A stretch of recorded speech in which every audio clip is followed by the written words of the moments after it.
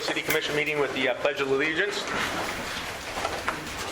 I pledge allegiance to the flag of the United States of America and to the republic for which it stands, one nation, under God, indivisible, with liberty and justice for all. Tonight we have a special tax equalization meeting, so I would like to go ahead and at this time gavel in the tax equalization meeting. Michelle? 632 foot start. Hi, I'm Michelle Mooney. I'll start off by just talking a little bit about our sales ratio and what we need to be doing with our sales ratio. This year we came in at 78% for the city of Hillsborough. The state does require us to be at 90 to 100% for our ratios, and that basically means that the price that something sells at versus what we have it assessed at needs to be within that 90 to 100% range. In addition to adjusting for remodels, new builds, and demolitions this year, anything that wasn't reassessed this year got a 5% increase on structures that fell below the $100,000 mark, since we are currently only at about 50% on those when they sell, and 3% on the remainder. This year I got through 155 structures for the reassessment. I didn't get a very good response back when I sent out my first letter, so I am drafting another one. Just emphasizing that if folks don't contact me or send in the survey, that I do have to estimate using best judgment based on an outside inspection. If somebody sent me a recent appraisal with the survey, or if it was built in the last few years and I still had the blueprint and they sent a survey, I likely didn't make a home visit. I did visit a few just to get a baseline on conditions, but on homes that are less than 20 years old, typically there's not a lot of depreciation happening. If there are any individual property questions, I can start tomorrow talking to those individuals. I did bring a notepad with, so if someone wants their name added to the list, I can add them on there. And then they can, stop by the office, call, email, whichever they prefer. We can approve those values at the county level if we need to. Handling it tonight, I don't have all my supplies, materials, pricing manuals, etc. I did bring the property cards. So this is just easier to work one-on-one with the property owner if they have any questions. So far, with the notice that I sent out, I've talked to 9 people in Hillsborough. I'm available most days, not from 8 to 4:30, unless I have an appointment, but if you call and I can tell you when I'm not going to be there. I did drop off a few business cards over there if anybody didn't have our office phone number or my email address. Just want to point out that the amount of notices that we sent this year isn't typical for a regular year. The city did request a reassessment for Hillsborough, so that means touching every house in the city starting from scratch. Historically, I can't really tell you how the properties were valued, but from what I can tell, it looks like when there was a sale, the value was only changed on that particular structure and not on any similar structures or the neighborhood in the city. I did make some adjustments after the initial notices were sent out. We were using a tool that added in some indirect costs as a separate line item, and going forward, the software we're using has those built in, and there were some discrepancies. So if you got a notice from me, you might want to call and check, because that might have changed. Not higher, it never goes higher, it will only be lower. Just touch on some of the things that kind of go into setting the values. We look at the class of the house. That involves, how many corners does the house have? Is it a 1950s version where you've got the straight up 4 corners and a straight up gable roof? Or some of the newer builds that have 8, 10, 12 or more corners on them. The roof lines, quality of windows, any finishing touches, stock versus custom items. Is there a finished basement, finished attic, patios, porches, decks, plumbing, fireplaces? Is the garage attached, detached, finished or not finished? Lots of different things. The age and overall condition kind of determines what kind of depreciation we use. You might have a 75-year-old house, but if it's been kept up and maintained, it's no longer a 75-year-old house. The effective age is less than that. We do have Homestead Credit and Disabled Veteran Credit available. Those can be submitted right to our office. These are applied after values have been added. I always like to invite anybody who thinks they might qualify or knows someone who might qualify to get a hold of me or Kayla. We can send you the information, or you can come to our office and fill it out right there. The Homestead Credits for anybody 65 or older. There is an income cap of $42,000, but you're able to deduct medical expenses and mileage to medical trips. The Disabled Vet Credit is available for folks that have a 50% or greater service-related disability who are honorably discharged. No age or income restrictions on that. There's also an exemption available for anybody permanently confined to a wheelchair or legally blind. And any of these exemptions can be combined. If you qualify for more than one, we can combine them. You just have to own and live in the house you're claiming the exemption for. There is a renter's refund for those who meet that same qualifications as the Homestead Credit. These are processed through the state and not our office, but we can sure send you the information on those. And these are all available for mobile homes as well. I sent out 166 notices of increase. This was for commercial and residential and farmland, although we don't have a lot of farmland inside city limits. These are for any parcels that had an increase of at least 10% and $3,000. I've got a few exemptions that need to get approved tonight. These are for those, the wheelchair-bound, nonprofits, and a daycare. I have Russell Hansen, Mel Erdman, Laverne Carlsrud, Peggy Gilbertson, the Sanford and Hillsborough, the Trail County Historical Society, the Hillsborough Senior Center, and the Learning Circle. I'll move to approve the A through H. I'll second. Levi makes the motion and Mike seconds. Any other discussion? Paul? Yes. Mike? Yes. Dave? Yes. Levi? Yes. And a yes for me. All right, I think that's all I had for my spiel, so I guess if anybody has any questions, like I said, I did bring all the property cards and the pricing manuals, but if you want me to add you to the list, I sure can. And then if the board here wants to approve all the values except for anybody who wants to talk to me, they can do that.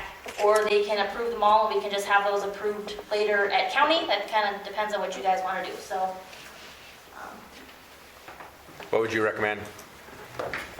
it really doesn't make it doesn't make too much difference. So I'm going to stand back here because this is me personally talking, not as a commissioner.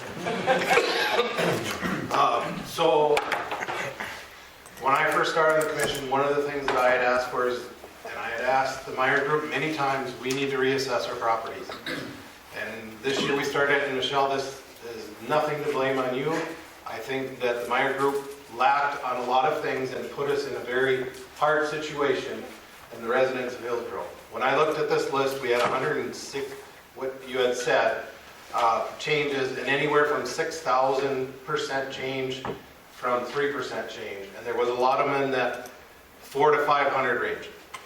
But I want to point out an example that shows that the Meyer Group extremely did not do their job. And I know I've talked to John about what we can do, because this has put us in a huge problem. For example, when I bought my house in 2015 in January, our house was assessed right around $95,000. We bought it for $143, give or take, and so then our property value went up, which I assumed would happen. Today, our property is valued at $188,000.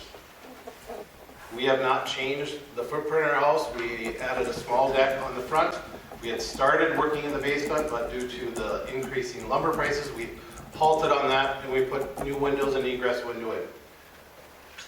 So if you look at that, that's the, from last year we were at 167 to this year that we were $188,000. That is a huge swing for not doing a lot on our property. I have another individual that I know in town that bought their property about 4 years ago. It is valued, they said they bought it for about $135,000, somewhere there, give or take.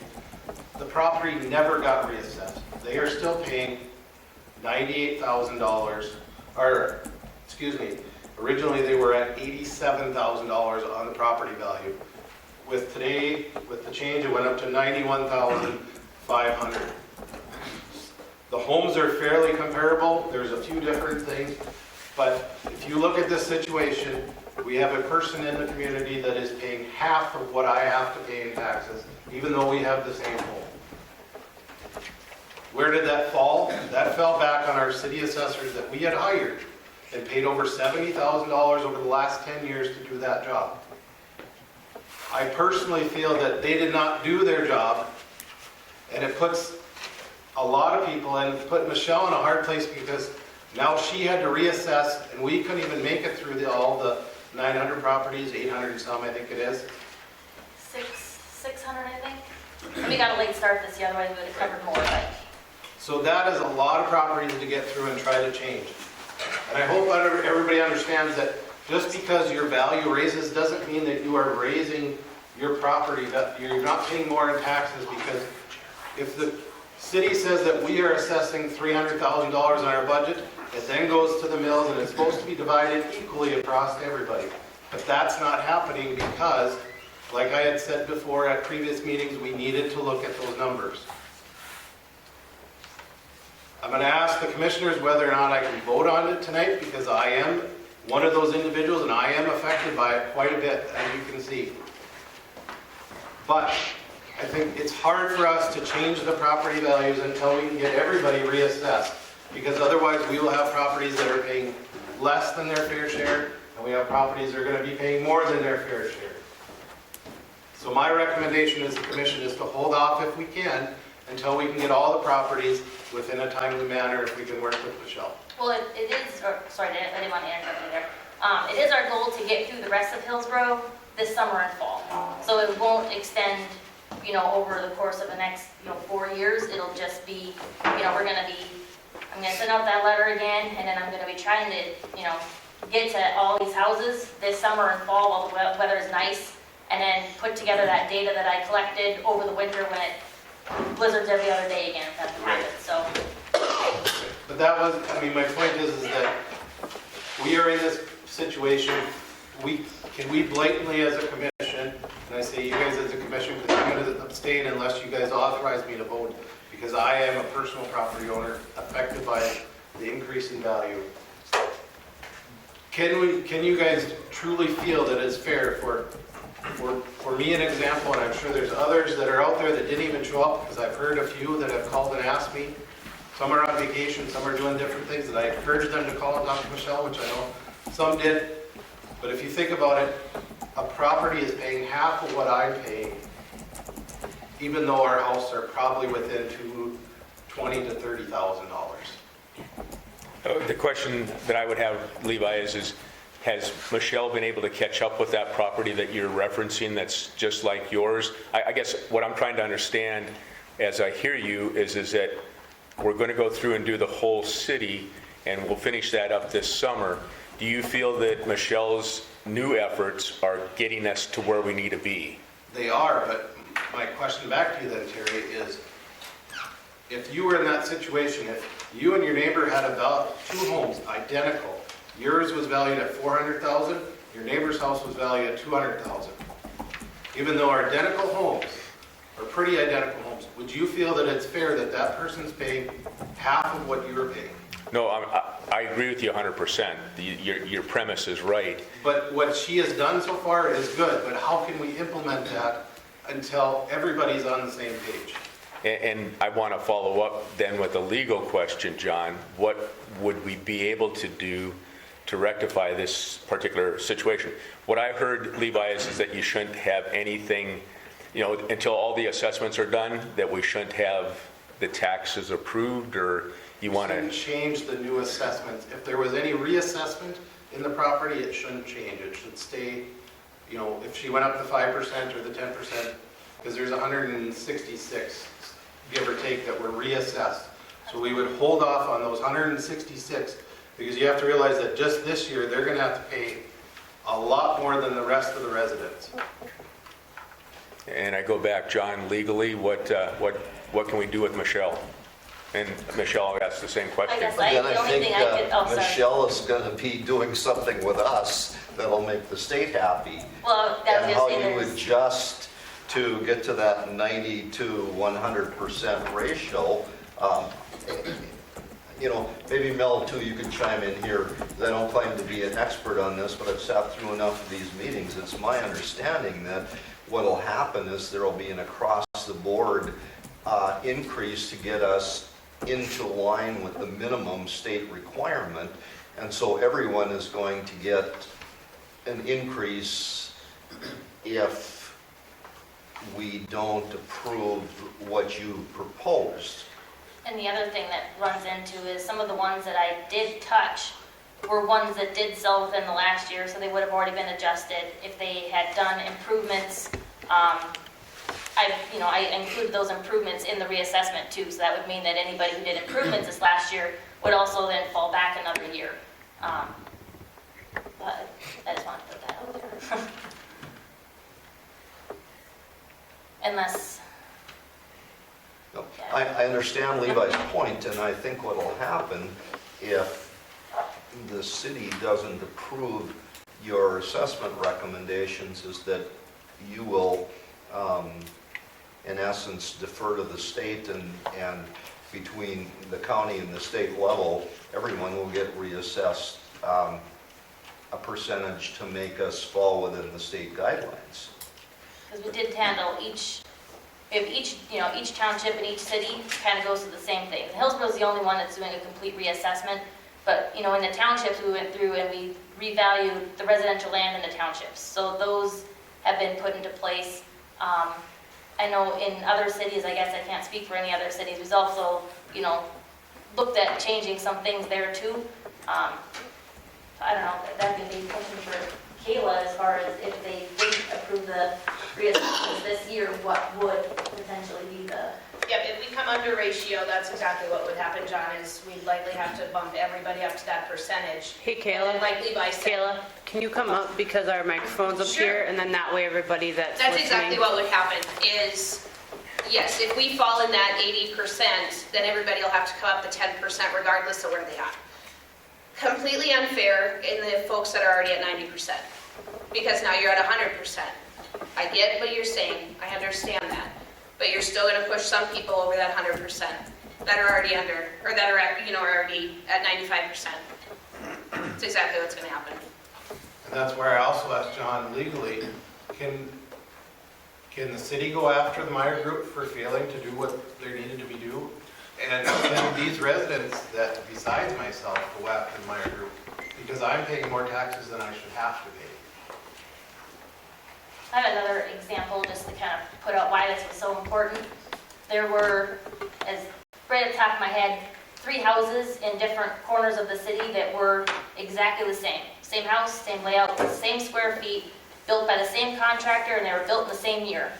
One was valued here, one was valued here, and one was valued here. And for the life of me, the only thing that was different was one had 2 decks, and the other 2 had 1 that were various square footage. Shouldn't have been as big a gaps in between those values as there were. And now this year, they're all right where they should be, except for, a little bit of difference for their deck size, and that's about it. So I'm sure that, Levi said, there's other houses where you have almost the exact same house, and they're just all over the place. Commissioners, what, like to get your input.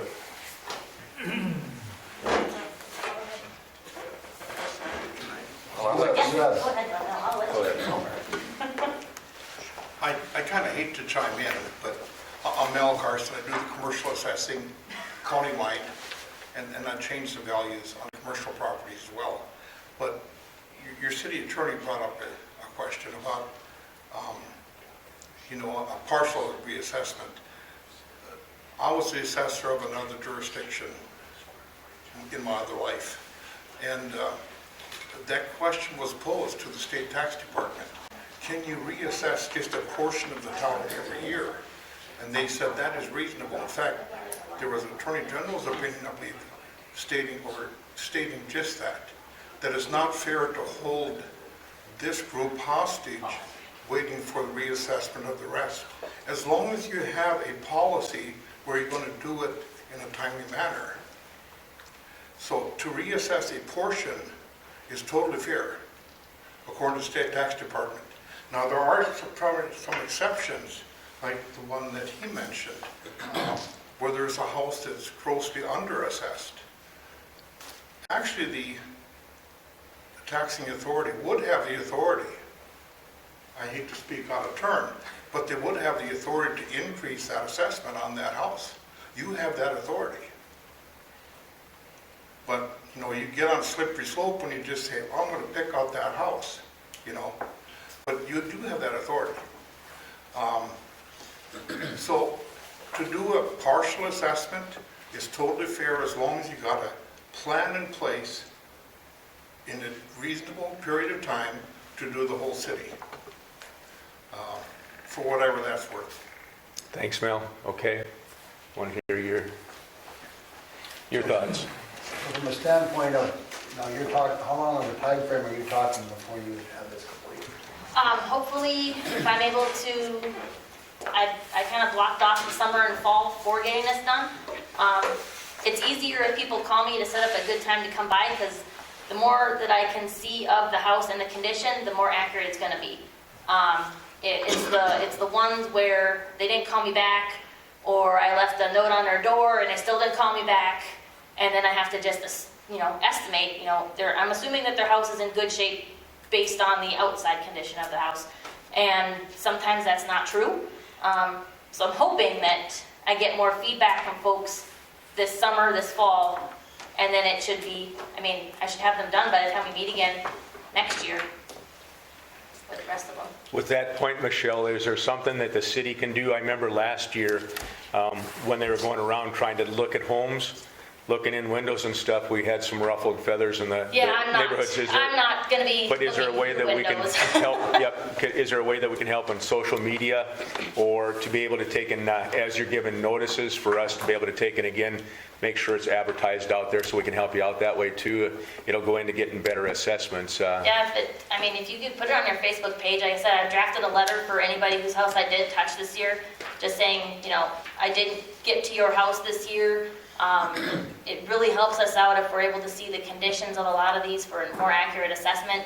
Hopefully I'll get some more responses. I know I had a lot of people say that they looked at it and they threw it in the garbage. So, I mean, I'm sure there's still a lot of that happening.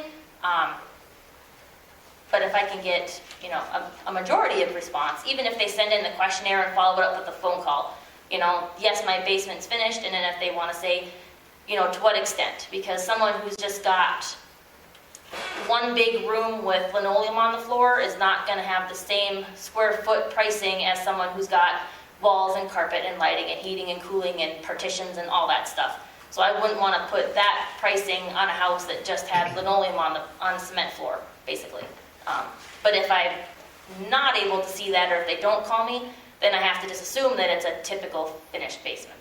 And actually, let's see how we can coordinate with Michelle and Kayla to take and make sure that as they're going out to do those assessments, that we can kind of advertise it and maybe help with some actual emails and stuff, you know, using the utility bills and stuff. So, okay, so now I want to go back to Levi. You kind of have heard, and again, Dave, Mike, anything that from your side? This is a tough job, and it's going to get tougher. I knew it would be difficult, but if we can get these 2 years hammered out, then I think it'll be much better.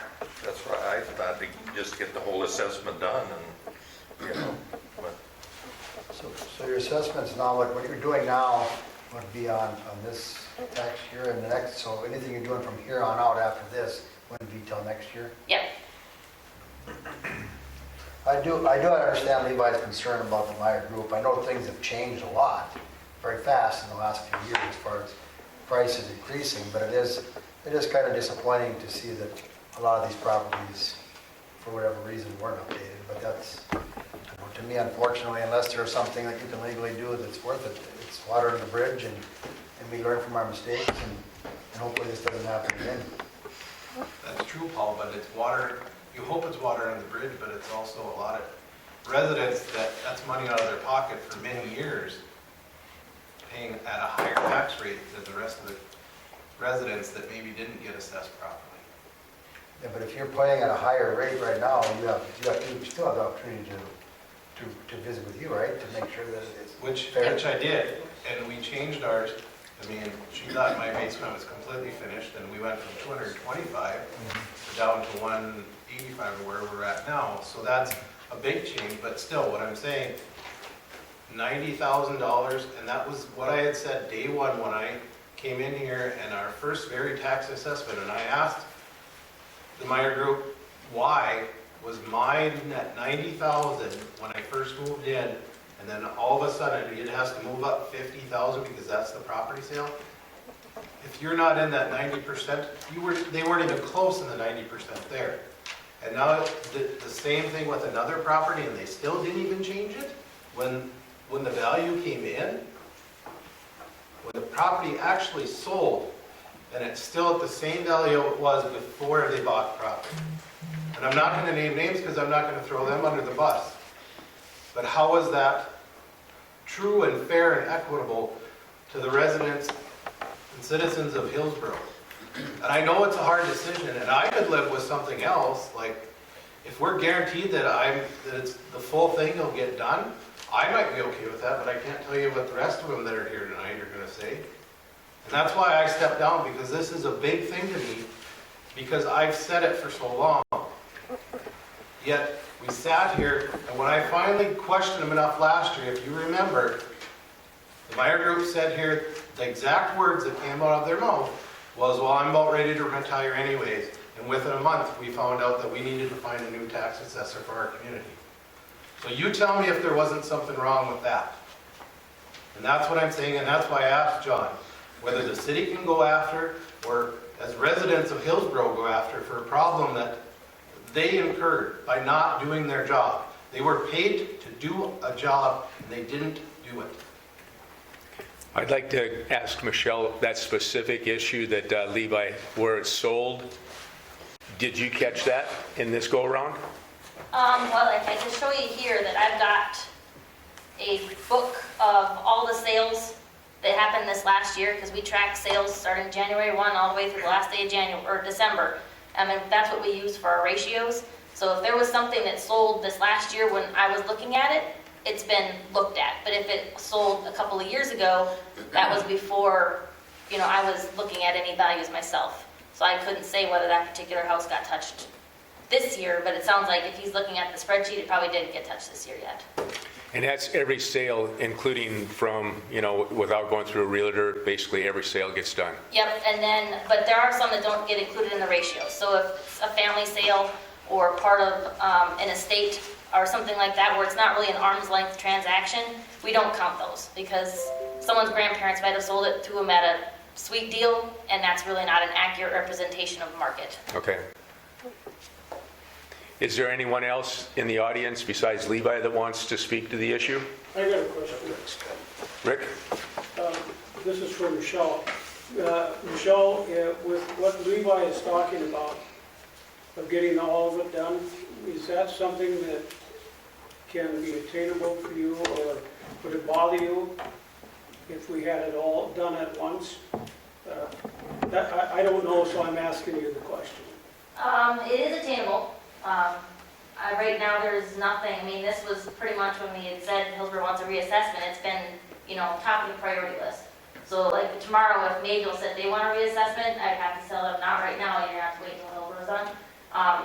So this is a priority of getting it done. And this year, we didn't get started until later.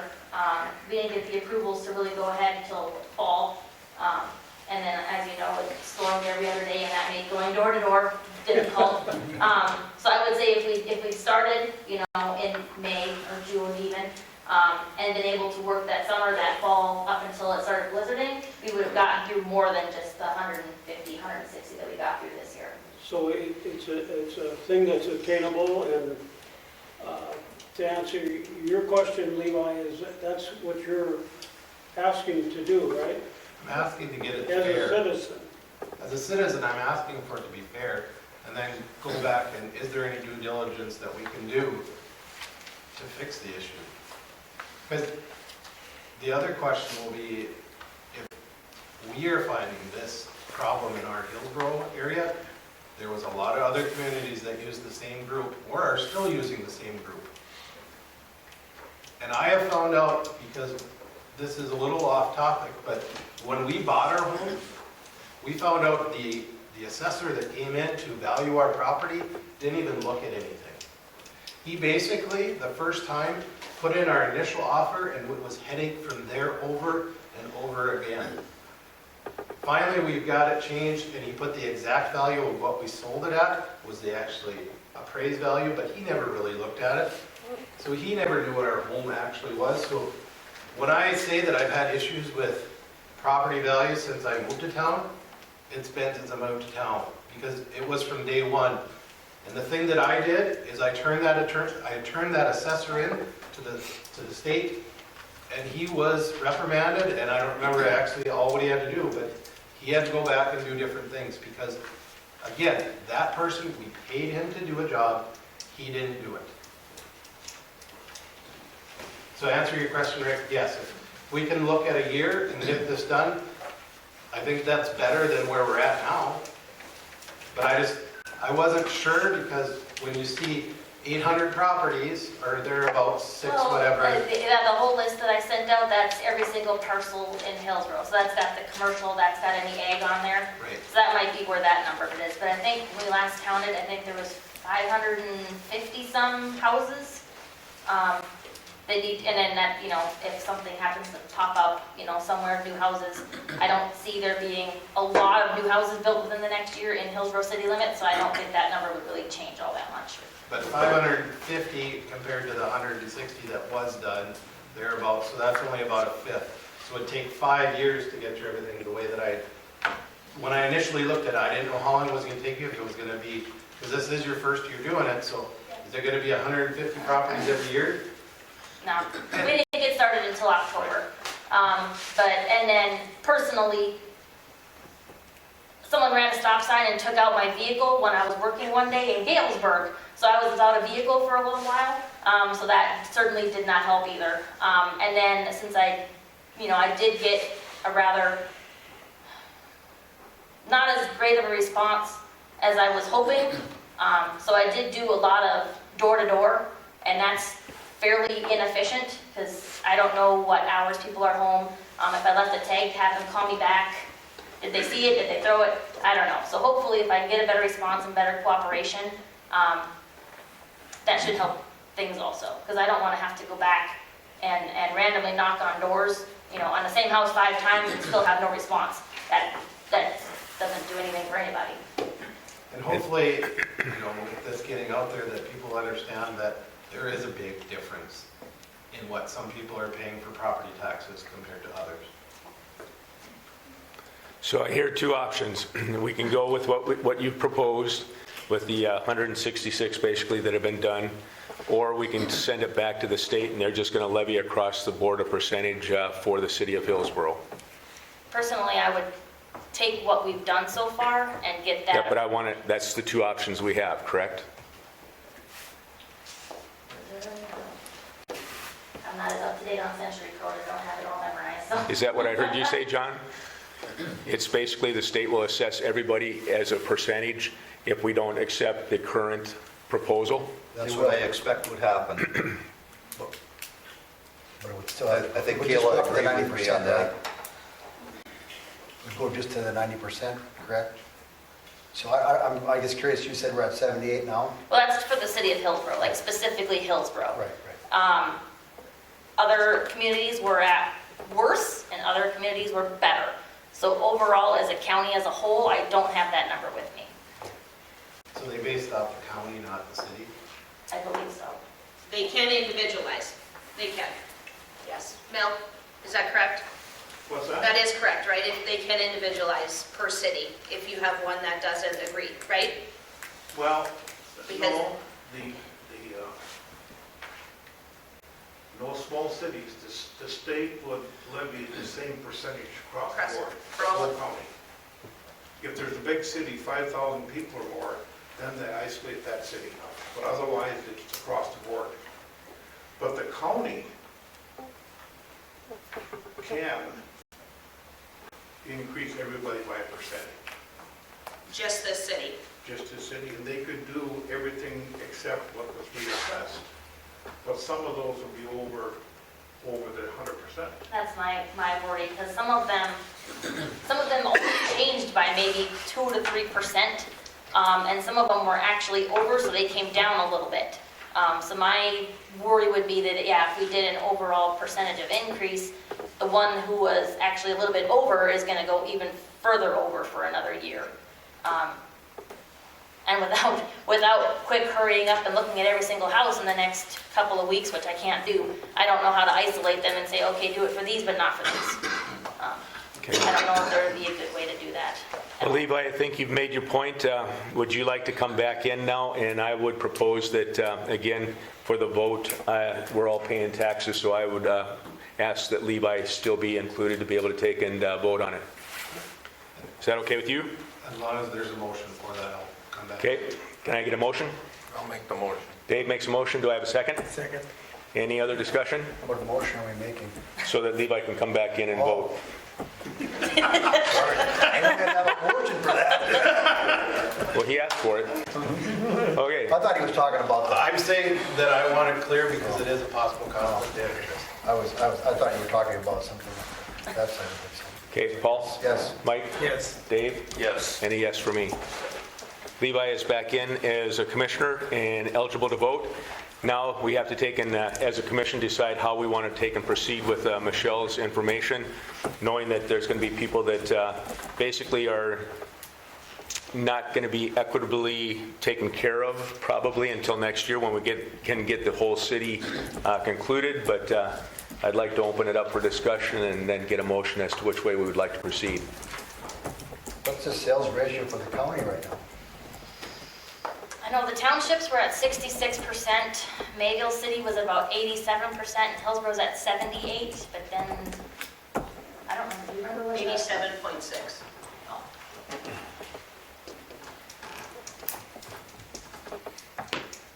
I, for one, am just happy that we're getting it under control. Any other discussion? Do I get a motion then to accept the current proposed taxing and the exemptions that Michelle has provided?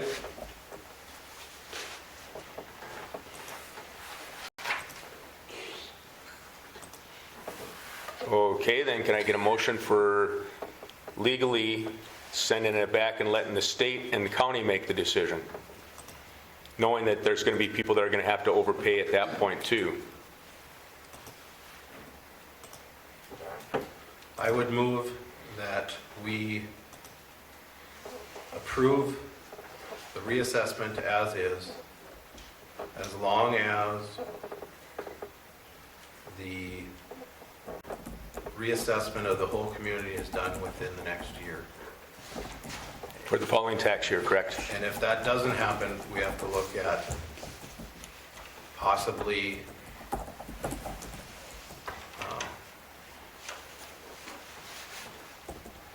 giving incentives to those individuals that are overpaying, if possible. We have a motion on the table. Is there a second? And that,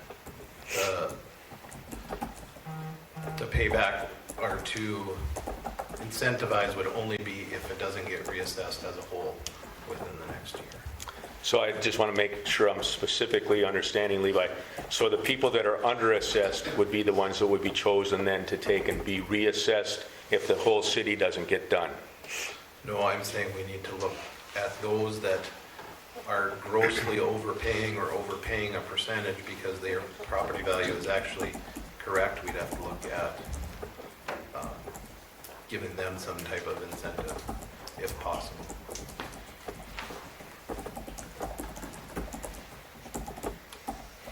Okay. That's going to, So they would be. is it possible to do that? I, right off the top of my head, don't have any idea how that would work. But, oh, you mean the on that part. Incentives. But getting it done within a year, I definitely see that being able to get done. And I'm saying if it gets done within a year, then we don't do anything. And if it doesn't, then I'm saying we as a commission or the next commission needs to look at helping out those residents that paid grossly. Okay. I'll second it. Dave seconds. Any discussion? Dave? Yes. Mike? Yes. Levi? Yes. Paul? Yes. Any yes for me? So it is One 7:12. more question for John. John and JR, I know I asked you guys to look at it. Is there anything legally that we as a community or as a commission do? Because this is completely out of line.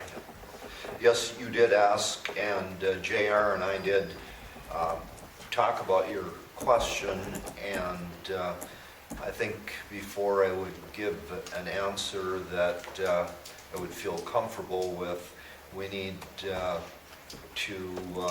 get a little help from Ashley or Julie and see what kind of arrangements we have had in prior years in terms of any kind of contractual agreements, written or otherwise.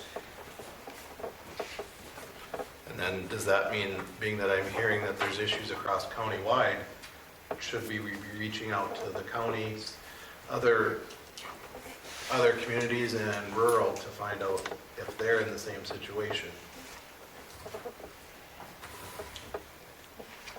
Generally, I would say that what we would do first is research our own situation before we would pursue that. Okay.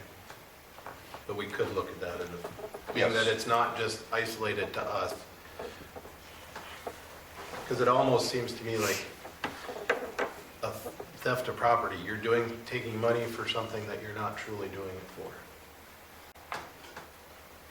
That'd be like me saying that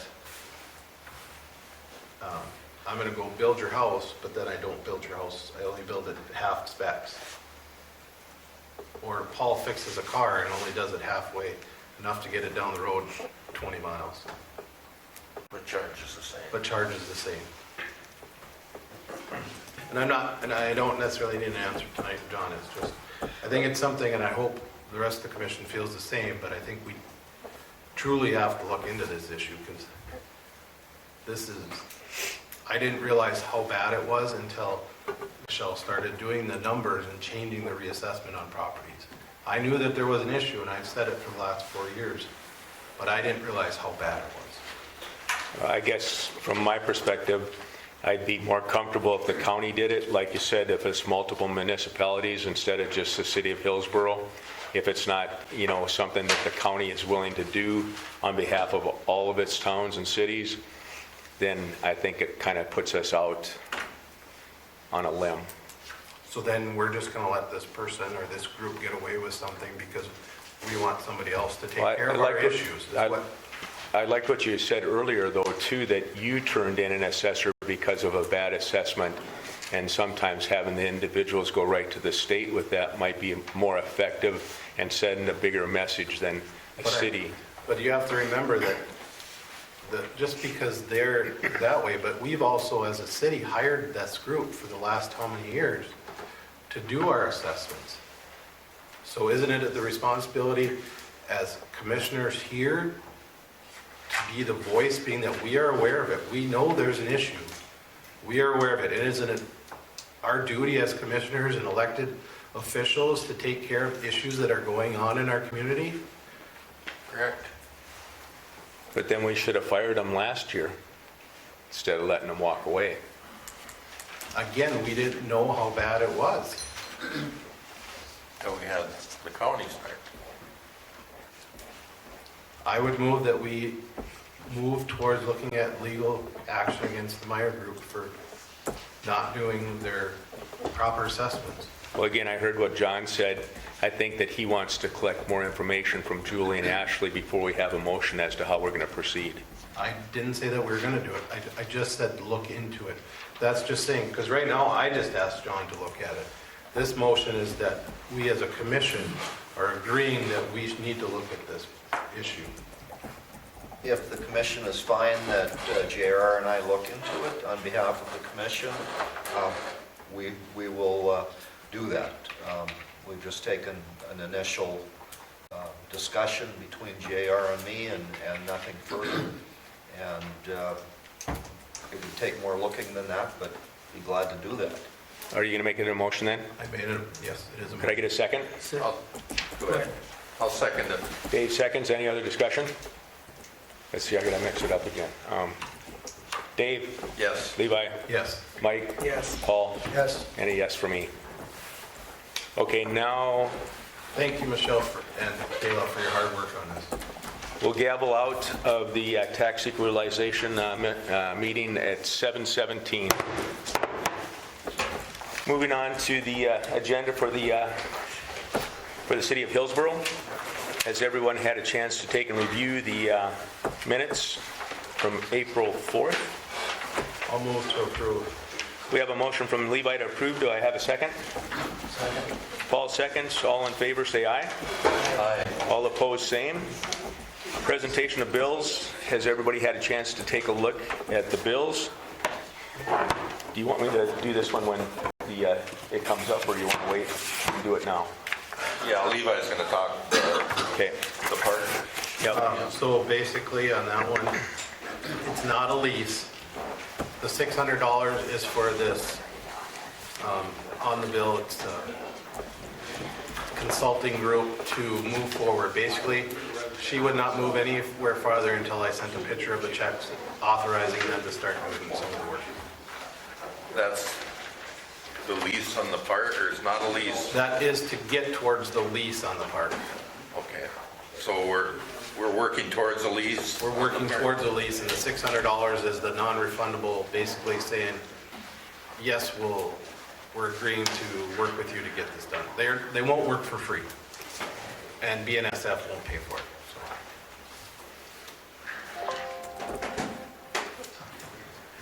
If that makes sense. Well, I didn't think we were going to spend any money towards anything on that part, because seeing we haven't paid a dime for it since 1928.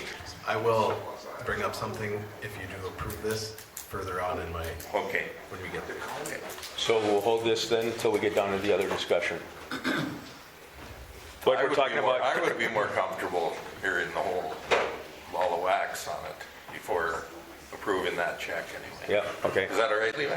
Okay, thanks. So what we're talking about is that Levi's been working on a lease for the railroad park over here, and there's some offsets. We do maintenance and stuff on a number of properties for them, and so again, we're going to put this particular check on the payment of bills on hold until we get down further in the agenda for the discussion. And so now do I get a motion for the approval of the bill paying the bills? I'll make the motion. Dave makes a motion. Do I have a second? Mike seconds. Any other discussion? All in favor say aye. Aye. All opposed, same. Passes. Disconnects. Has everybody had a chance to look at the disconnects? I'll move to approve the disconnect. Levi moves. Do I have a second? I'll second. Paul seconds. Any other discussion? Okay. All in favor say aye. Aye. All opposed, same. City Commissioners reports. Paul, you want to start? I have nothing. Mike? I'll do the agenda, so. Okay. And Dave? Yeah, I have a couple things. Some of them's on the street project, so I can wait with that. But I just want to give a little report on what the fire department's doing. I haven't done a report on the fire department for a while, and just let you guys know that they have purchased a new four-door Ford F550, and they're going to be swapping the rescue body onto the new four-door, and they're going to take the 2000 F550 that was the rescue truck, and they're going to make that into a grass unit. So, and then they'll be selling one of their older units. And they purchased a new battery-operated Jaws of Life, just got that last week, which will go on the rescue truck. And they will still use the current truck mount the jaws. They'll still keep that on this new one is for if they have a rollover that's way on the other side of the fence line, they can actually carry this jaws out and use it out there. And also they made a purchase of an auger that's used for grain bin rescues, and basically what they do if someone is trapped in a grain bin, they've got a circle piece that they strap around or push down somebody that's stuck, and they can actually put this auger alongside them, and they can put a impact wrench, and they can actually start augering the grain away from the body, or not the body, but the subject or whatever. So, I didn't know, Dave, but their diaphragm doesn't work when they get buried in the grain, and that's what kills them usually because they can't breathe then. So I learned a little bit about that when they were and that's true. This is just a tool, to try and save them. Yeah, if you can get that grain out from away from that golden hour, it's good for them. So that is, and other than we're changing the parade route this year, and it used to wind around 81 by the nursing home and, snake around town, but this year we're going to start on the east end of 81. East end of Caledonia. Pardon? East end of Caledonia. Sorry, east end of Caledonia. Already getting confused now.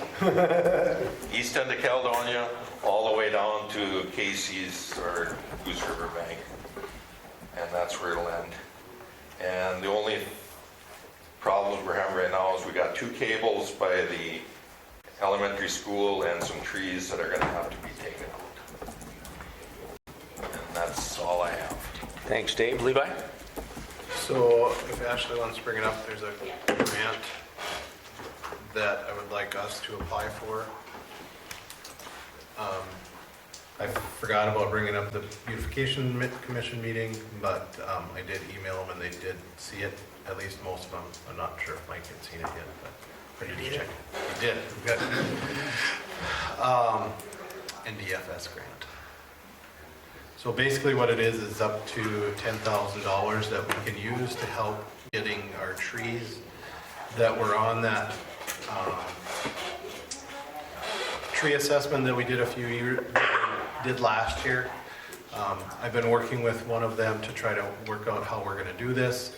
And so the basic gist of it is that in applying for this, we would offer a resident who took out a tree a $500 stipend for taking out one of the 26 trees that are on, if you want to just scroll down, the poor or very poor or dead list.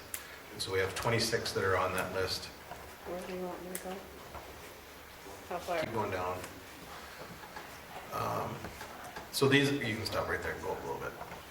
Basically, the goal of the grant would be to remove those that are poor, very poor, and dead by the end of next year. Removal of diseased trees is on city boulevards by July 1 of next year if possible, and the removal of fair ash trees in city property by 2032.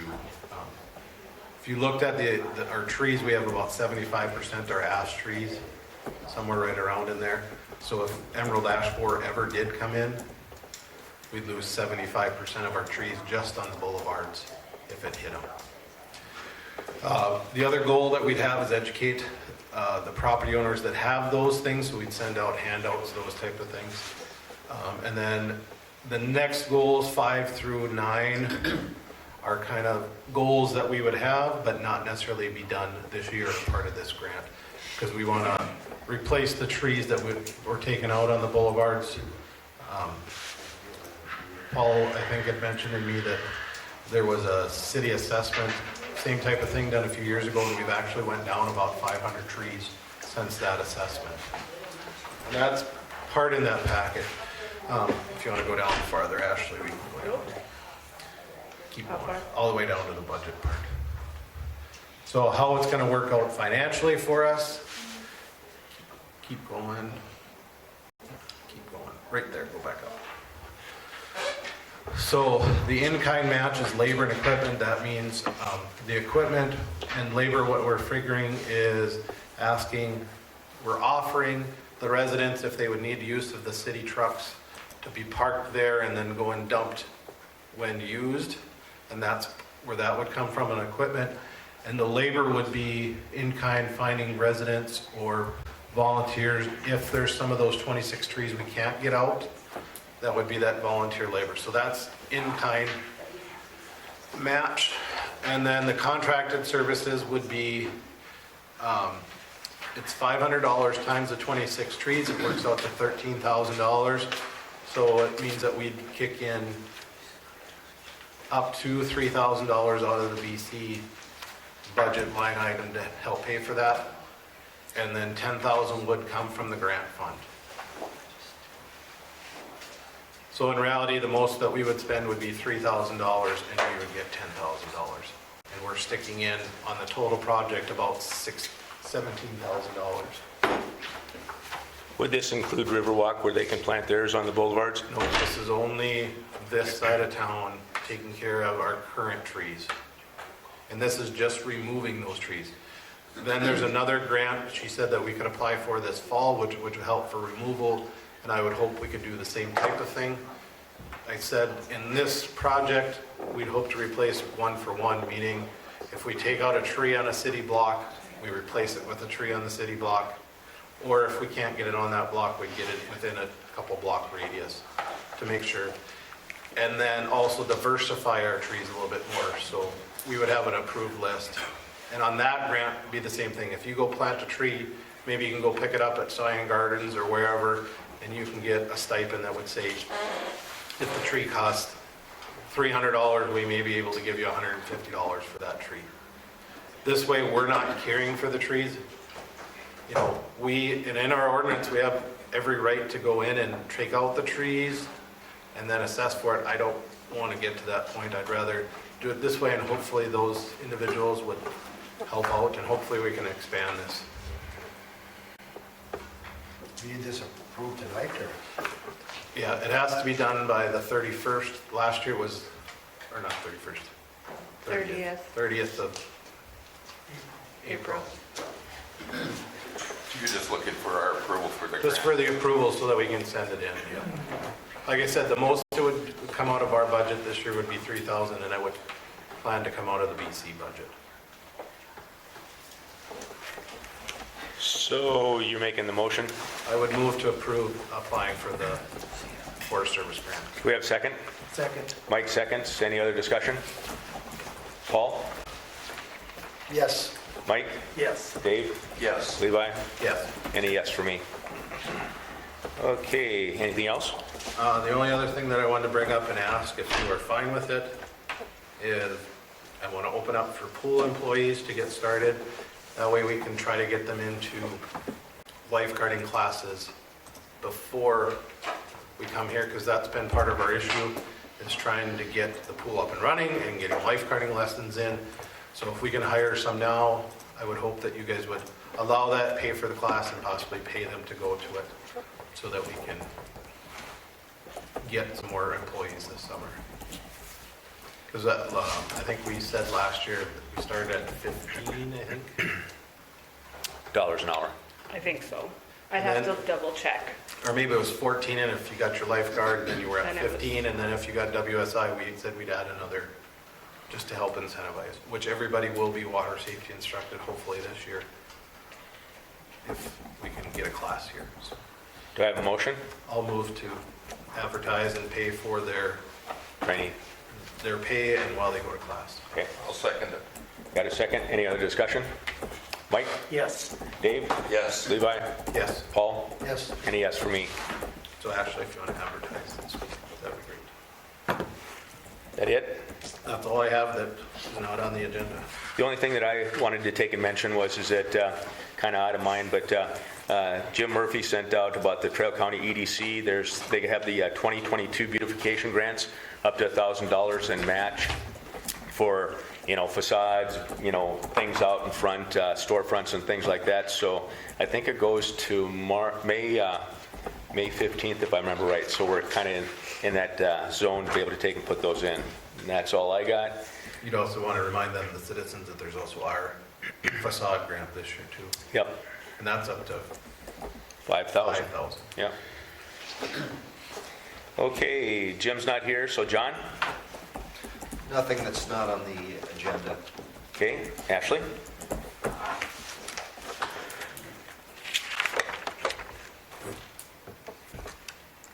Okay, as far as the, actually, I should probably talk about, well, this is on the agenda too, I guess, but I'll just touch base real quick for the Citywide Paving project. Julie ordered envelopes for about 3 to 4 weeks ago. We're still waiting for them to come in. The last status update she got was on Wednesday. They were going to check in to see where our envelopes were, and we have not heard back as of today that I'm aware of. So once those come in, I'm working on splitting up all the addresses on a spreadsheet, and we got the maps from A2S. And so once we get the envelopes and that spreadsheet together, those will get sent out. Sarah is working on putting together the results from the survey that we sent out earlier this year. Once she gets that done, we'll post to the website. And I think, and that's it until we get to the pavement project. Okay, we don't, the sheriff's office isn't here. Oops, go ahead. Are the maps going to be sent out as soon as you get the envelopes, the stuff from there? Well, we have to go through and divide up all the addresses too. Yeah, I know, but I mean. But yes. Because I was understanding that we might be talking about waiting until June to send them out, but that's not going to happen. We're going to send them out as soon as we can. Or? Yes. Okay. Yep. And Paul and I were talking, maybe it's not a bad idea to put all the maps in there anyways, because just because you live by an area, you're not going to notice it because you're so complacent to it. So if we send out Right.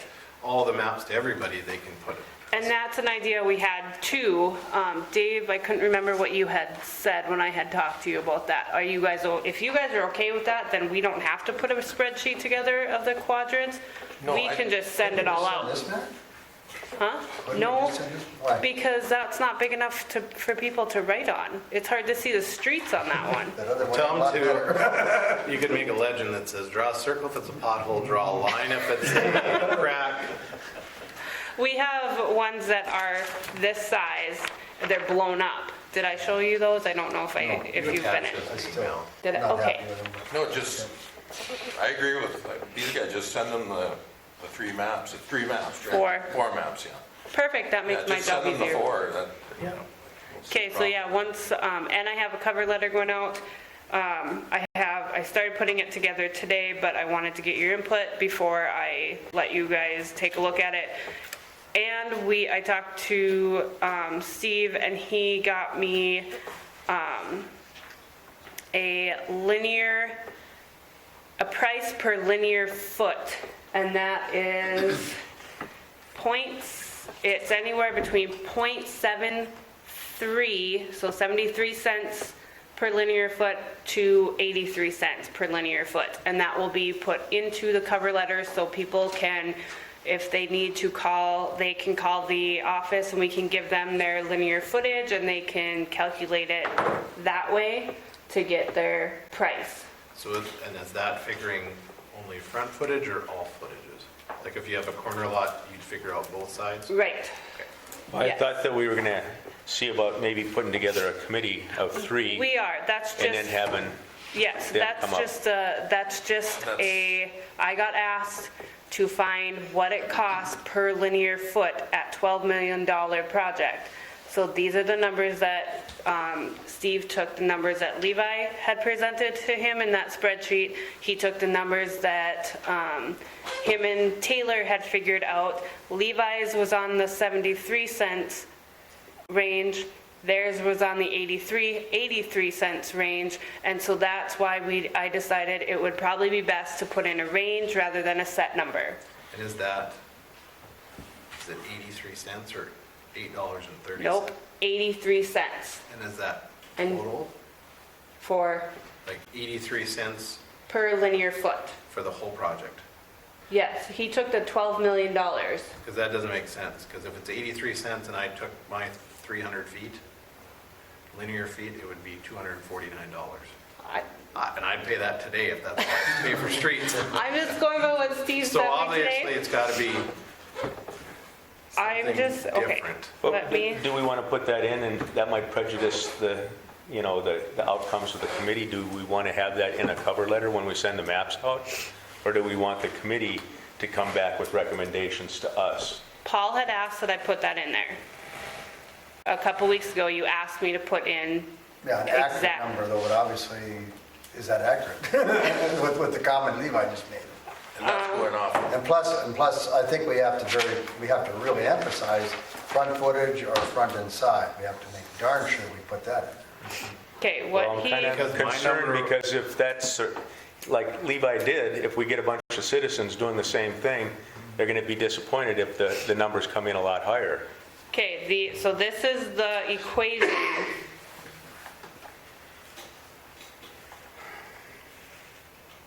Yeah, I'm thinking he calculated it wrong, because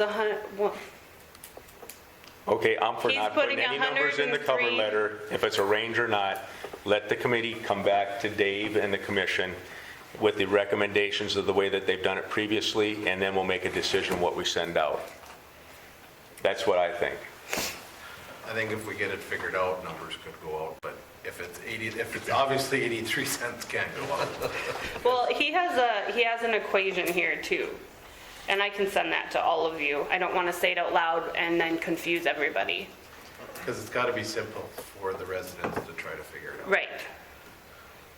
And like I say, we don't want to have any preconceived, you know, It depends upon how we do the special assessment, so. yep. But you could possibly say that if it's special assessed this way, this is the amount that you would pay. Because at least that gives them some idea, because right now, if we don't give them any number, they could be thinking, well, I might have to pay $100,000 for my front. And This we're is basing per all this month. off 12 million, correct? Yep. He figured out per month, so it'd be 83 cents per foot per month.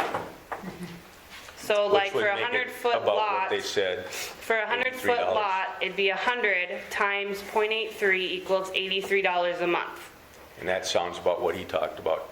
But again, I'd be cautious about sending any numbers out until we get feedback from a committee to say this is what to expect. Because I'm the not variables. sure how we can send numbers out when we don't even know what our plan is on the Right, project. right. And the other part of it is that, again, you know, we have the numbers that are coming off on the specials now that'll reduce the total that we'll have to pay in specials next year. So there's a lot of variables, and until we get all that information together, I think it's premature to send anything out, so. That's why you're talking, you know, you're just a little bit ago, you're talking about, you know, finding 3 people to do this, but if we don't have a plan on what we're doing, there's no sense having 3 people come in and, you know. Well, I think we got the plan, we just have to figure out which of the options, or all the options, or But part the of the plan, options. what I hear in the city is the plan keeps changing because they say, well, we might need to do a whole bunch of curb work too, and this and that, and, you know, so until we get a plan set down, I don't know how we can, you know, figure out assessment. Maybe we can throw a ballpark up in the air, you know, but why do we want to do that? I would move to form a committee to help with the assessment process consisting of 1 resident from each of the 4 quadrants and Dave as that portfolio item. That Well- was Steve's next, that's what he wanted me to say, is next step is to do an assessment committee to determine the parcels being assessed and the rules from front and side yards. This will give people a more accurate number for discussion. I think we're at the point where we need that number. That is exactly, I took that right off of his message he gave me today. But I think it's important that we have at least one business with a corner that would participate in the committee too, so that it's not just the residents, because the businesses have to be included also. Then- And I thought it was 3, John, that Century Code said. I think the Century Code does specify specifically 3. I could check on that, but I believe that's accurate. That's what it was last time. So it has, so I would change my motion to have 3 residents, 1 from a home valued in the 50 to 100,000 range, 1 from a home from the 100 to 2,000, 1 to $200,000 range, and 1 over 200,000, and 2 businesses, and Dave acting as an ex-official on the committee. But if it's only 3, Is that minimum or? that's what I thought Checking. when Century Code said it was 3. And that's what we've done in the past. That's all the committee was 3 people? I think that's what's authorized to be. Okay. I don't have the specific century code section with, I'm not finding it. You want to, I can let everyone know tomorrow. You can have 3, not less than 3, or not more than 3, or? I think. No, I so think it that- just plain says 3. Yeah. Okay. You can only have 3. Yeah, that's what I believe it says, but I'll check on that. So So you want to should we table wait this until- until the next commission meeting? Okay. So let's go ahead and table the committee discussion and motion until the next commission meeting We in even May. have people out there that would be interested in it. Maybe that's where we need to ask, if there's anybody even interested. Then I would move that Ashley advertise out that asking for volunteers for residents. Can I just put that in the letter we sent out with the You map? sure could. I would think that would be a good place. Great. That way you can get some, that way you might get somebody that might be, just step up and say they're interested. And then- Well, and again, I think we have to have the diversity of a business and 2 residents. Well, Because you're going to get assessed different than, I'm going to get assessed in my house, as so. long as you get Why assessed more than we, not- you pay for it. Not necessarily. It could be based on everybody pays I the think- same amount, because that's what these numbers were based on. They weren't based off of, You're correct. I don't think that assessment group is gonna, they're gonna go by everything. They're gonna look at everything. They're not concerned about taking care of their best interests. They're gonna be, their job should be to take care of the best interests of the citizens. exactly. And it's the equation that they're going to come up with that determines how it's going to be assessed. Okay? I need a second. You need a second. We didn't motion because we're Leave it putting it I on moved my motion. I'll I thought withdraw my motion. until we find out about the committee number. Just, you wanted me to advertise. That was your motion, Oh, to advertise. if we need a for- motion to advertise, I move to. That's what I have written down. Do we need a motion? We need a motion then to send the letters out to the whole year. Or don't Can we just do that all together? I'll move that we send letters out for the whole community as a whole and asking for the residents that would like to be on the assessment committee. And do we have to clarify what she wants to send out? She's sending out The the whole formats? city map, All How 4. about this map? 4. If we send this out to all everybody? 4. four quadrants. No, That's but too this small. map too, though. 'Cause this is the one that has the streets that they're fixing and the curb and gutter. Okay, but that's not going to fit. No, but what I'm In- saying in- is this is information. He's This saying a second shows, sheet. isn't this the map that, or one similar to this, shows, that had the key out right down here, that shows where the full depth repair is, curb and gutter and everything. So this would have been handed out to, I think Chuck was the only one that was lucky enough to get one last time, whereas nobody else. We has do seen have this. them at City Hall. I'm just saying if we add that big of a piece of paper, we're gonna have to put it in a manila envelope, and we're already looking at spending $800 and some on postage to send all this stuff out in the first place. I sure can, I'm not arguing, I'm just letting you know it will cost more money than the $800 that we're already gonna spend on postage. I'm okay with When- spending $800 to make sure our residents know that. It'll be more than, or they can I'm come okay up with and get that because one. We gotta remember this is. I think that the residents, I don't know, residents, would you like to see this map? You almost got it. Huh? You almost got it. Well, that's. Will it fit in the same envelope you ordered? No, that's what I'm So- saying, it'll have to go in a bigger envelope, unless you let me put that on a regular size sheet of paper. And if we're 3 to 4 weeks into trying to get envelopes, and we do another Why 3 would to 4 this have weeks. to go into a different envelope? Because you already have 4 sheets, that's 11 by 7, 11 by 17. So you're gonna have to fold it multiple times to get it into a regular envelope, which is gonna cause more postage. Or we're gonna have to use a manila envelope, which is bigger, so it's going to cost more to mail. Either way, it's going to cost more, which is fine if that's what you guys wanna spend. I'm just saying, we have those at City Hall, they're out in the lobby if they'd like to come grab them. But if you wanna spend the extra postage, we will do so, but we have to order more envelopes, and we're already waiting for the current ones we have, so we're gonna have to order more manila ones, and I don't know how long that's gonna take, so they might not get out this month. So the envelopes that you are waiting for, can you use them at City Hall for Other things, other yes. things? Yes, but I'm just saying, if we have to, or if we put them in manila envelopes, we don't have enough, we're gonna have to order more, so it won't get out this month. Rick, quick, We have to order them, What's, you can't just go buy them. What's the difference? We order them from a supply chain because it's cheaper. You guys are all concerned about saving money, so we do the best we can with ordering from supply chain. okay, Rick, If you can use those envelopes some other place, what's the difference? It doesn't make any difference if it doesn't get out this month. This isn't gonna happen next month. So why not give them something to look at, something they can read and understand, like Paul says? I mean, if you can use those other envelopes, so what if it costs you a little more postage? I mean, you know, it's not the end of the world. We're not the ones that wanted it out, everybody else was. The citizens are the ones You that know keep what? asking You know us, so what? that's why I we wanted tried to get go it out. But I said, what's the difference?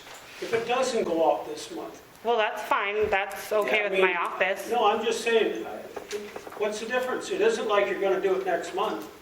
Give the people a chance to look at something rather than, like you said, come all folded up and.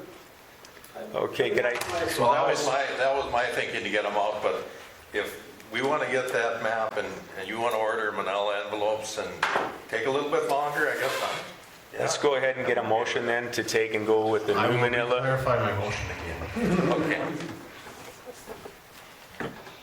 I move that we send out the survey maps, which all 4 quadrants, plus the initial street, how it's going to be done, with the letter, and a note that is asking for any volunteers for the Committee. assessment committee in a manila envelope that is a 8.5 by 11 or so it'll fit in there. And if you can't buy May 10th.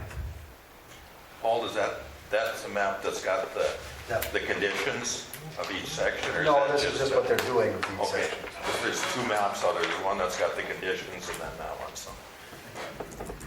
And if you can't get it out by May 10th or get the envelopes, let me know and I can run to Costco and get some. Okay, We've seen lots there. I don't go to Fargo very often, so. Okay, we got a motion, do I have a second? I'll second it. Dave seconds, any other discussion? Get the whole That's- motion now, Ashley. Yeah, and I can listen to it.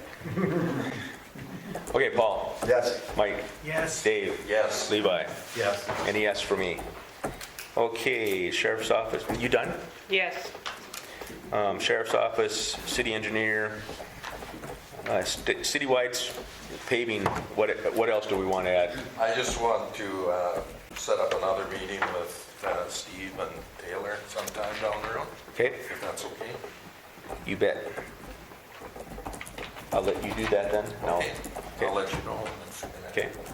I'll let all you guys know when it's gonna happen. Anything else for the paving project? Okay, Everything was talked about. building permit process, Mike? we met last Monday and we talked about the permit process. Originally, I brought last meeting that we would do everything from the interstate to the east, and except for new homes and commercial properties. And Blevins would take care of the new properties all across the interstate, plus the new ones on this side. And I took that back to them, asking them to clarify more on if somebody puts an addition on, or say a garage out back. And we voted and we all agreed to leave it as, we would still take care of this side of town, but we have we could still call Mike Blevins if we don't feel comfortable doing something. And specifically to address, I think, the point, Levi, that you had, if the footprint changes and they didn't feel comfortable that they could make the decision from planning and zoning, that Mike Blevins would be called in to take and do that. So then you're saying that we'd have to go back and ask the resident for more money for a building permit? Because it's gonna That would cost be- more. That would be decided before. Before when? Before they got to that point. So if they come in and they want to put an addition on, we would want to go over and look at it first and see what they're doing, which we would do anyway. And then that would decide which building permit process we would do. So how long is this process gonna take? So for example, if Paul wanted to add on to his home, and he has to come and ask for a building permit that he fills out, and then you guys decide that, well, now you go look at it, and that might take a week. It's still not approved. Then we'll have Mike Blevins, you decide that you're gonna go over and look at it, Mike Blevins needs to look at it, and now Paul's gotta pay more because you decided that it's gonna change. How is that resident gonna feel? I'm not saying it's wrong or right, I'm just saying that Most of the could. time, if we have a question on a building permit, the girls call me, it's usually taken care of within a day or two. Nothing goes as far as a week long later. I guess it's just not, it's gonna be confusing, I think, and that was. Well, it's really confusing now for a lot of people, and that's why we're doing this. But I think it's gotta be something that isn't as confusing somehow, and I don't know the answer yet. You know, I'd even before that, you know, I realize that for example, a current building permit, if you're gonna put a shed for $5,000, then it costs you $5. If you go to Mike Blevins, if it's $2,000, well, it's $70 plus X and X and X and X. Up to 5,000, I think it's like 150. So there's part of it, I think they're just looking at it that it's a big change. But part of it, and I'm not blaming this planning and zoning or anybody else, I'm just saying there's things that have happened in the past that weren't clear as mud, which then caused issues that we have in other areas. And I'm not, like I said, I'm not blaming you, Mike, I'm just saying that there's issues out there. I thought the whole point of having Mike Blevins come in was so that everything was a little bit more clear and it was a process of going through, because in the past, and what our ordinance actually says is that it's supposed to be a two-step process, meaning the building inspector signs off on it, then planning and zoning. If planning and zoning signs off on it, then the city commission's got to sign off on it. There has to be twofold for everything. And so if planning and zoning is the only one signing off, are you going to start bringing them to the city commission for us to sign off? If that's what you want. I'm not saying what I want, I'm saying that's what it says on our ordinance. Well, and which application do you use? You got a residential building permit application and you got a building permit. This goes to planning and zoning, this goes to Mike Blevins. This one says building Mike Levins on it though, so should this one say Mike Levins too? So which one does Paul fill out? Does he fill out the first one, and then he brings it to you, and then that's not good enough because you guys don't understand, they're not going to do it, so now Paul's got to go back and fill out another application? And again, I think we're kind of doing apples and oranges here. I understand what you're saying, but I think what planning and zoning was looking at is trying to make it as, you know, so that it's not charging a huge amount of money for something that they can approve, like a shed or something like that. Whereas a new build, obviously there's conditions that have to be met for code and different things like that that Mike would be doing. So, and that's why, and I don't want to put words in Mike's mouth, but they felt comfortable being able to approve a lot of those additions that weren't super critical, or sheds, different things like that, keeping the cost down for the actual residents. But if there was something that they felt like adding a garage that would include electrical or plumbing and different things like that, maybe that's where, you know, Mike would have to come in and make that determination. But that gives them the flexibility to be able to take and make those decisions and still be able to keep Mike Blevins for, you know, something that they didn't feel comfortable with doing or approving, you know, in the equation, basically. But it was a cost factor for the residents, basically. And what do you require when they do a building permit? If I'm doing a garage, for example, a detached garage, what would be the steps? We asked, you know, the footprint, where you're gonna put it. That's You know, before they take it even out. fill this out? Or what point does that happen? After they fill this out, then you ask for that? Yeah, Okay. because before they fill that out, we wouldn't know that they were gonna do anything. Well, because it just says just sometimes it says that you, well, I suppose a plan showing, because I suppose if you're looking at shingles, obviously you need a plan. So, I think that you're going on the right route. I think it's just a matter of you're trying to save the residents money. So you basically, Mike looks at it, and you don't necessarily give him a fee right away until Mike looks at it and says, or the planning and zoning looks at it and says, well, this is something that has to go to Midwest. And then at that point is when they would pay that fee.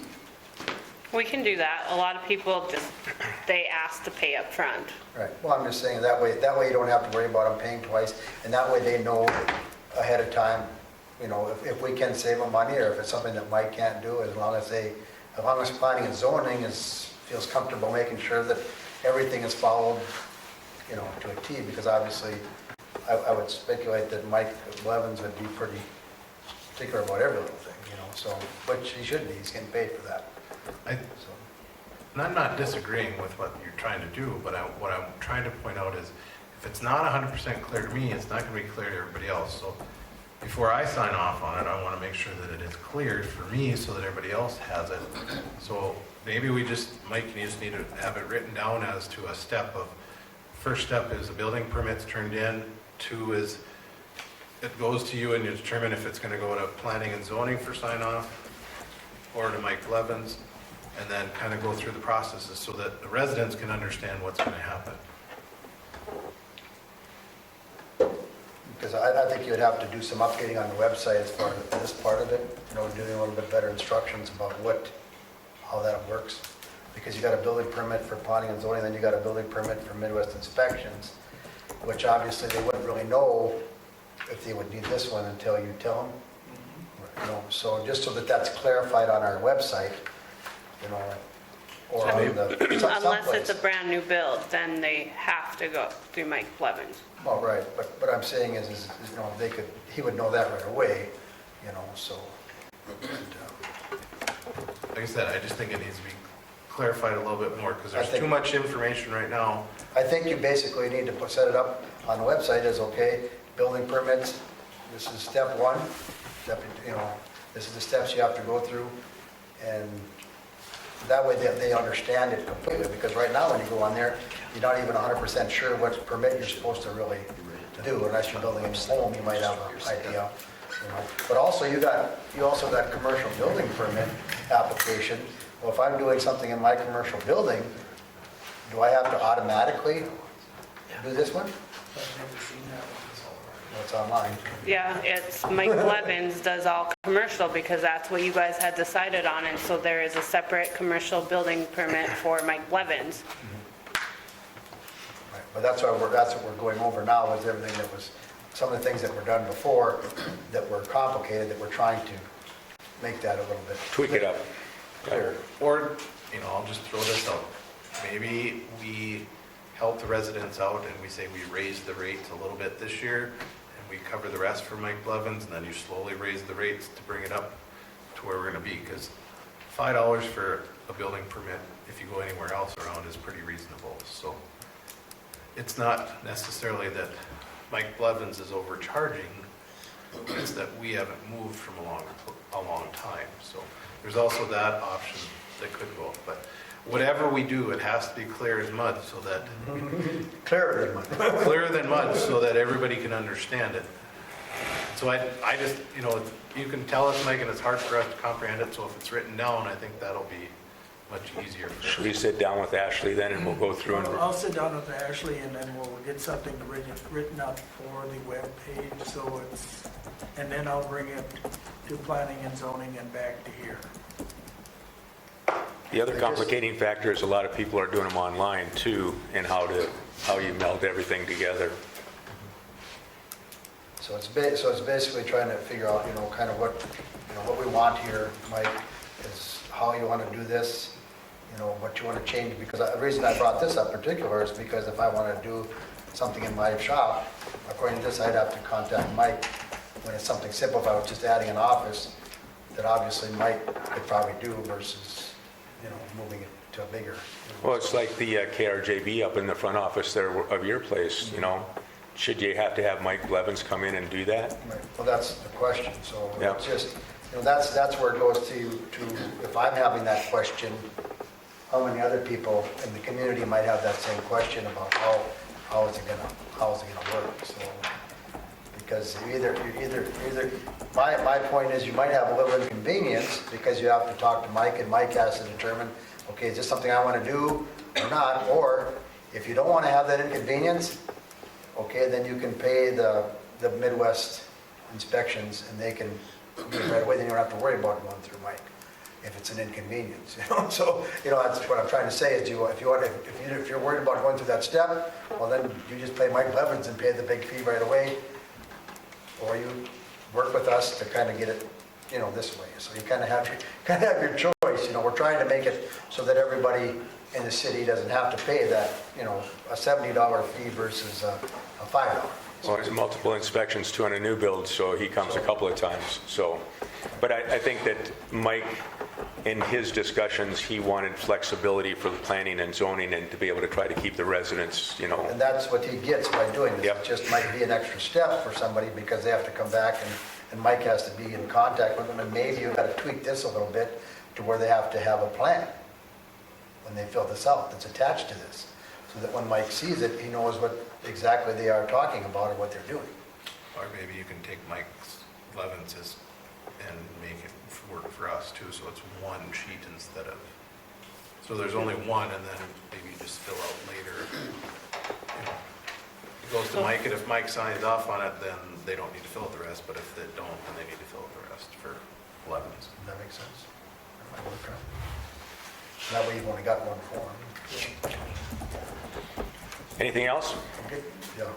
Just once you guys get that kind of where you go on, just shoot us out ahead of time so we can kind of, if we have any questions, then we can kind of do that so that it's clear for next. Mike Blevins actually makes his own forms, so I don't know if I'd have to talk to him and see if he is comfortable with us making those changes. Because he makes his own forms. Well, if it went to Mike though, you would use his own form, right? But you, Levi just suggested, which I don't disagree with you, I think that'd be easier to just put it all on one, but Maybe it's a front sheet that you add on top or we whatever. could do that, yeah. Okay, moving on to beautification. You want to run through the tickets for us, Levi? Mike? Sure. The 2021-002 that I got from JR, that the sheriff returned that paperwork, so that is just a waiting game. I don't know the date. JR soon will send it to me once. I can't remember offhand either, so, but I know that 30 days is ticking, so. Right, 30 days is ticking on that property. And that would be 105 4th Street Northeast. Ashley, if you want to pull up in the packet for tonight. This property is the one that we gave 1 week at a time. Last week it went to the Beautification Commission. It was a vote of 3-4, 2 against, that it met, or there was sufficient progress. It's under, no, go to, I put under the commission meeting. Oh, Sorry. sorry. Files. And then today's packet. These ones? Oh, okay. So these are photos from a little while ago.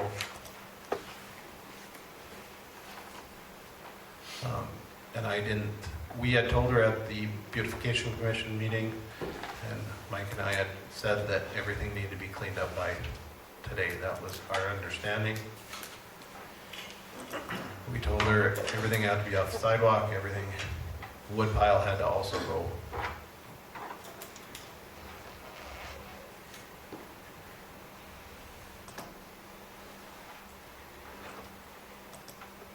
She did get the stuff moved off of the other property, or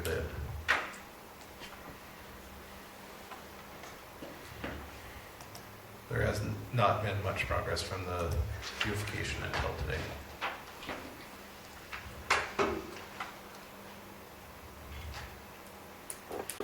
And if you want, you can go back to the other. Is the wood pile in the alley, or is it just, Go to which one? the one last picture you just had up?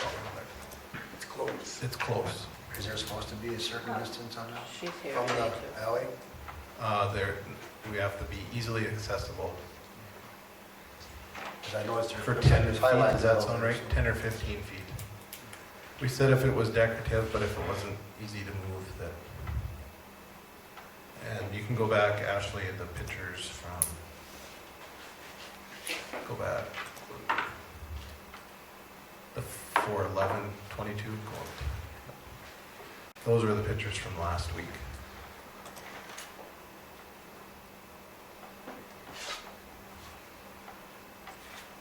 And Sasha is here tonight. And I think she raised her hand. Did you want to take and address the?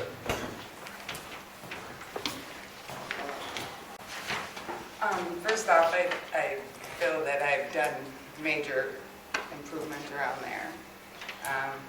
I've been out there in the rain, snow. I've pretty much done everything you've asked, and then some, because there's been things completely added to it constantly.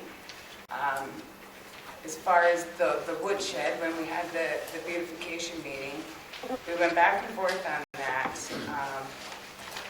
I want to make sure I have the right words here. But first it was said that it was just a rodent holder. Well, that it needed to go. That was the words that was said. Well, I drove around and taken pictures, and there's people that don't have it stacked. There's people that have more wood than me, less wood than me. There's people that have it on the berm. There's this and that. You know, you said it had to be off the ground. It is. It's on pallets. And it was just one thing after another that you just kept trying to throw in to get rid of it.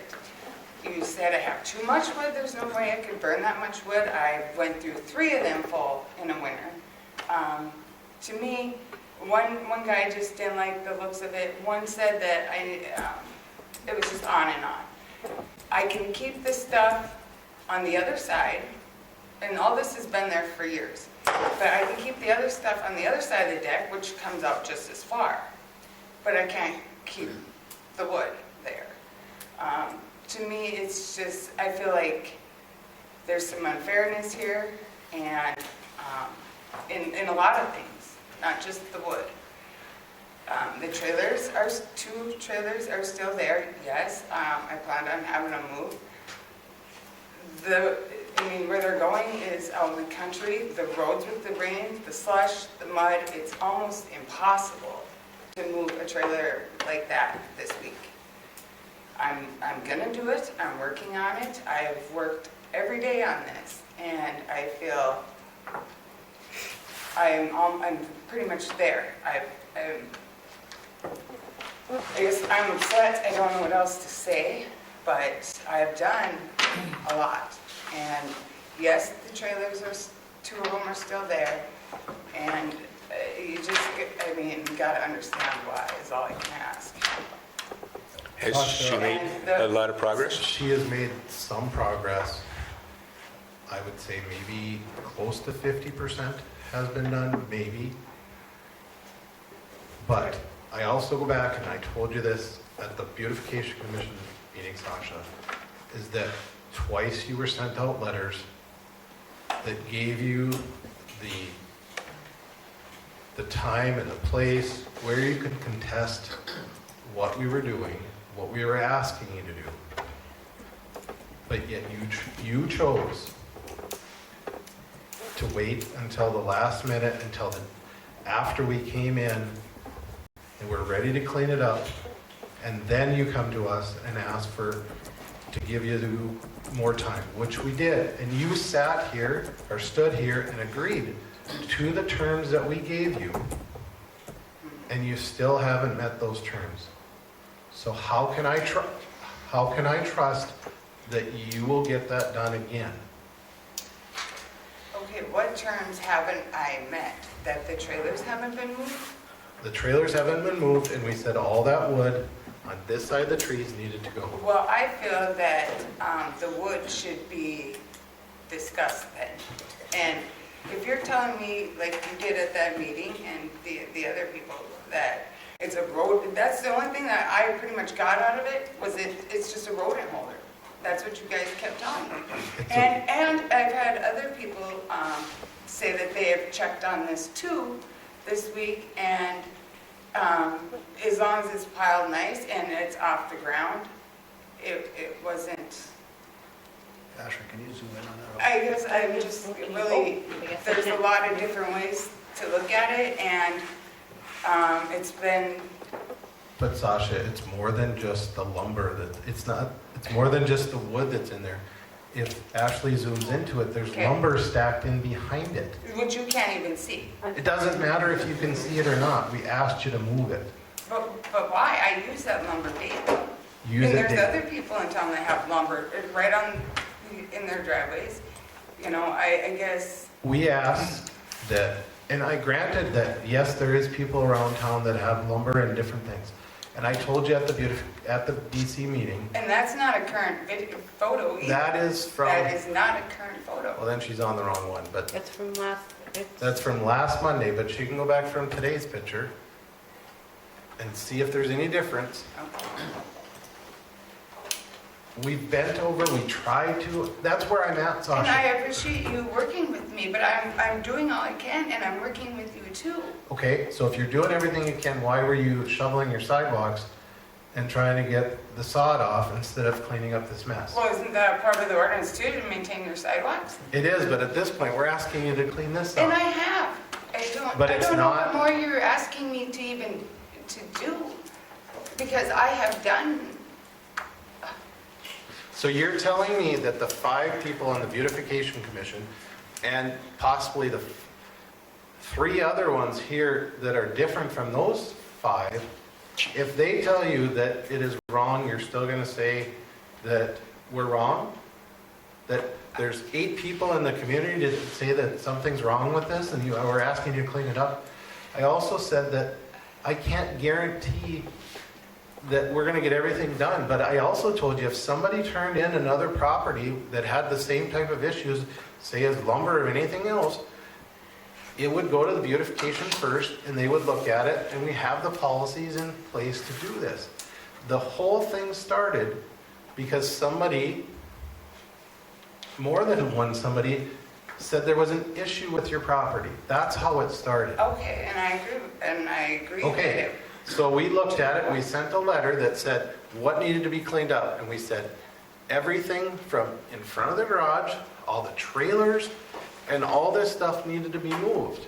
If you needed more clarification, and we're learning from this process, the new letters are specifying exactly everything. And the wood was never mentioned until the beautification meeting. And then it was like, that wasn't even fair, if you ask me, at all. I also said if it was just the wood, it'd probably be better, but there's all the lumber in behind it. There, you don't even see it. You see a lot of This picture, you don't behind it.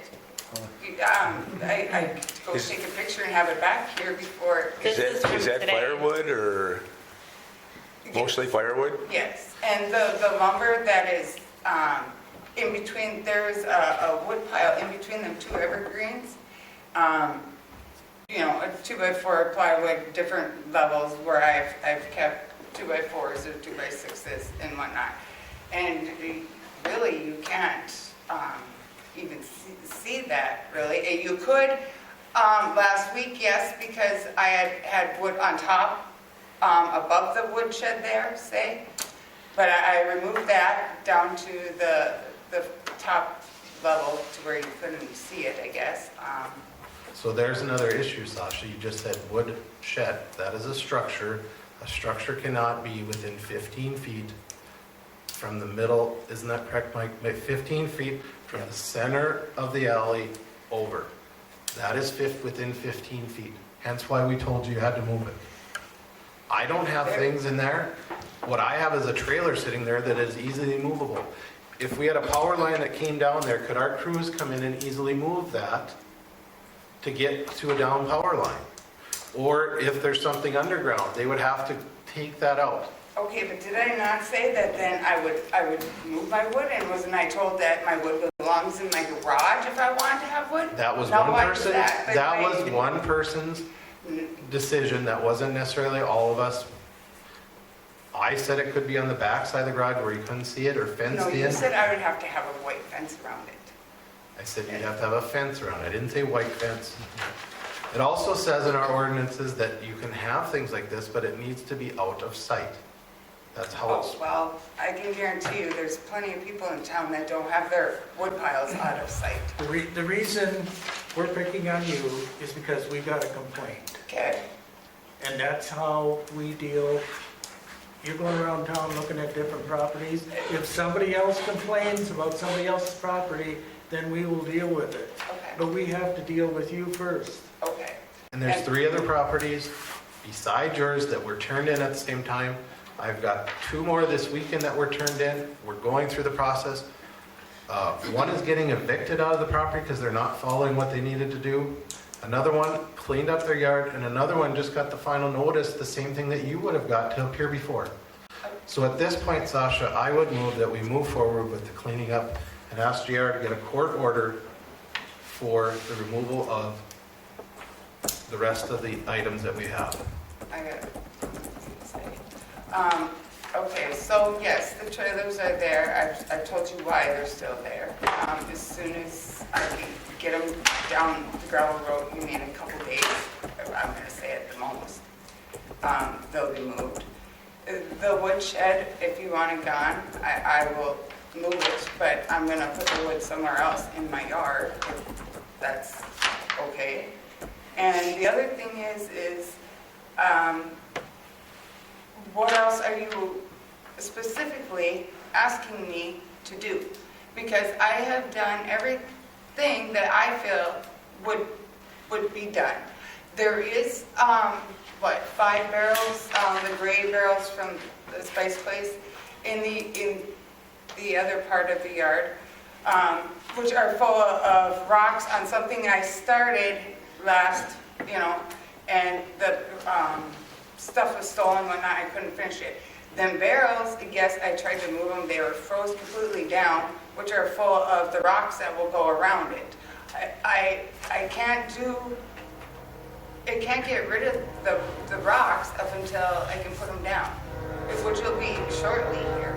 So that's the only other mess besides the 2 trailers, and it's not really a mess, it's just barrels that, I mean, it's a project though.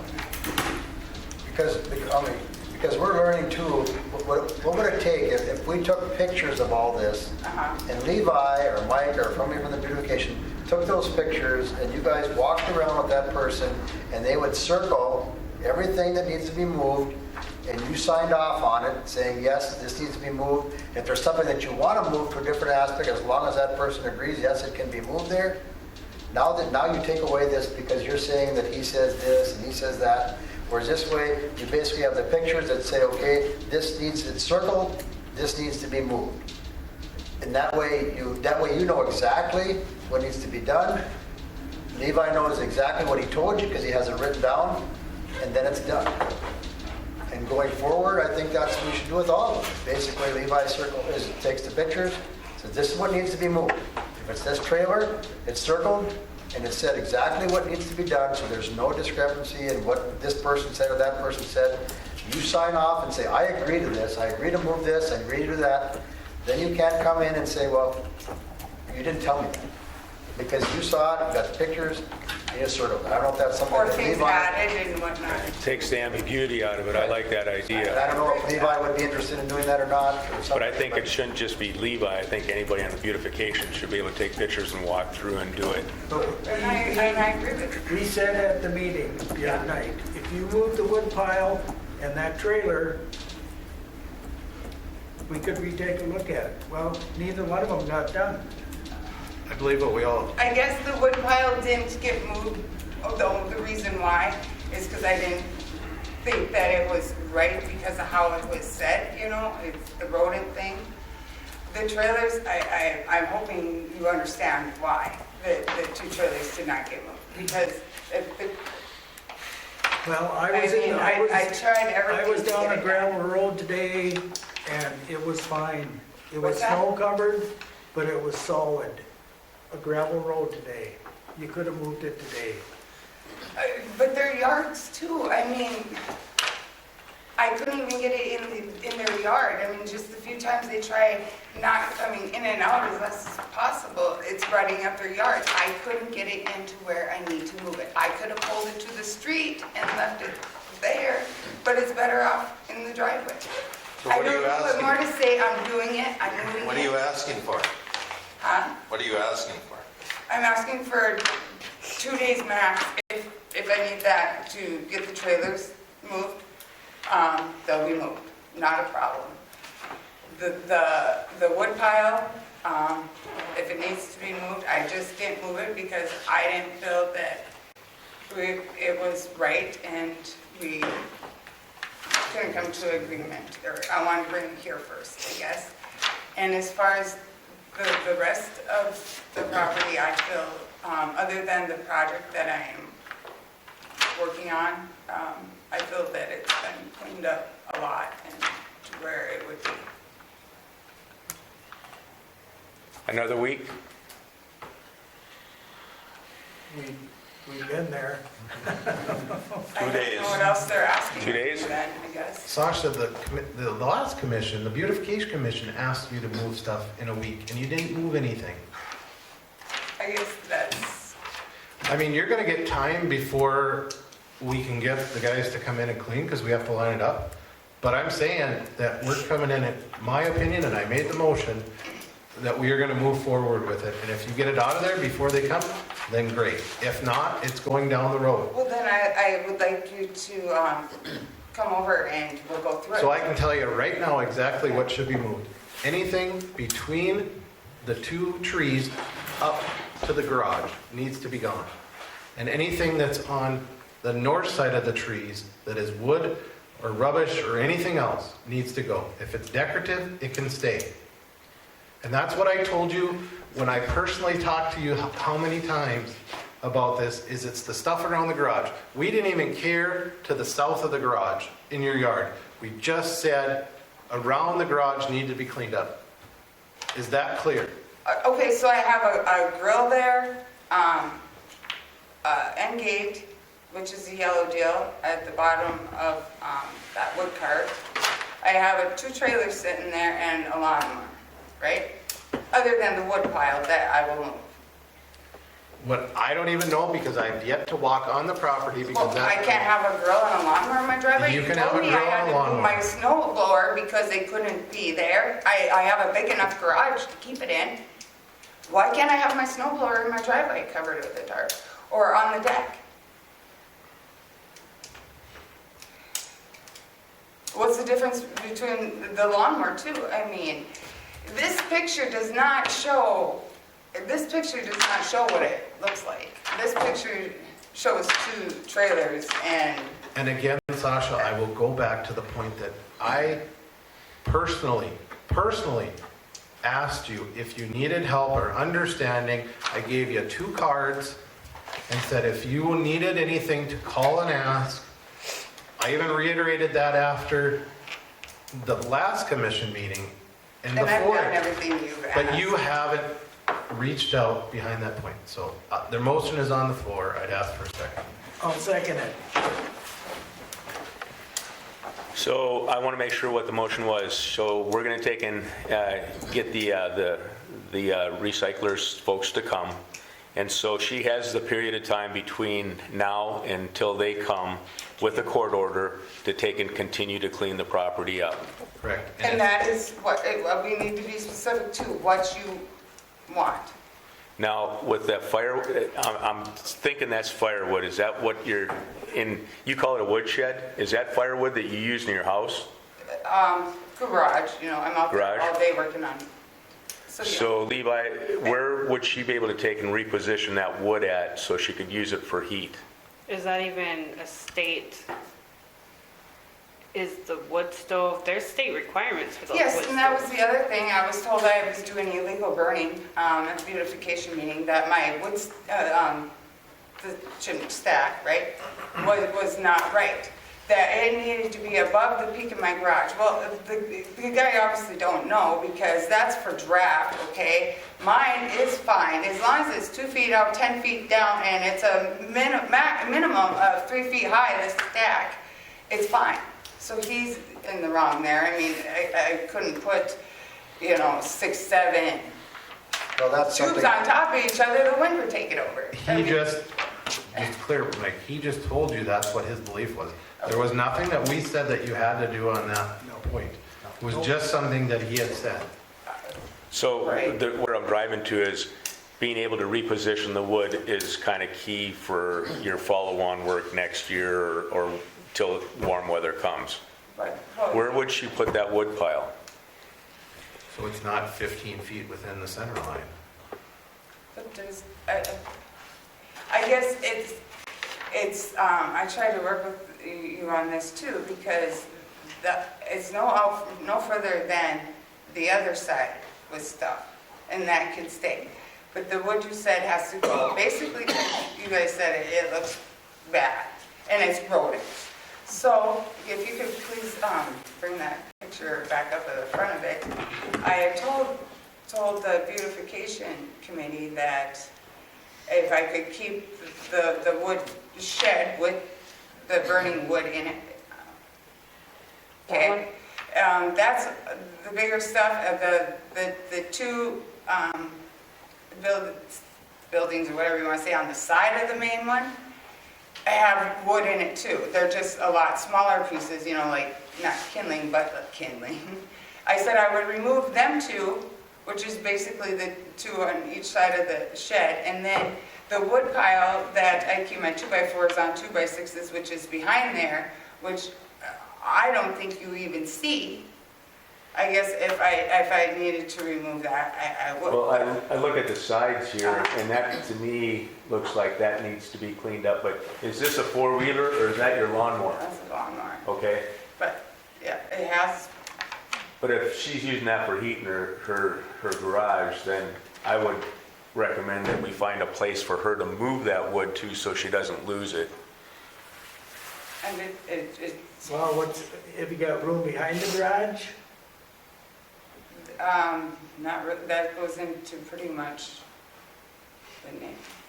You could probably stack it singly behind the garage or singly on the side of the garage. what's right below where her mouse is right now? What's that? That was, it's not finished, it's half done, and it started to snow, whatever, last year. It's a pond, above ground pond that was going in, it's all there, it's all done, it's just gotta be screwed together. And then where your trailers are at, is that a likely place that the wood could go to?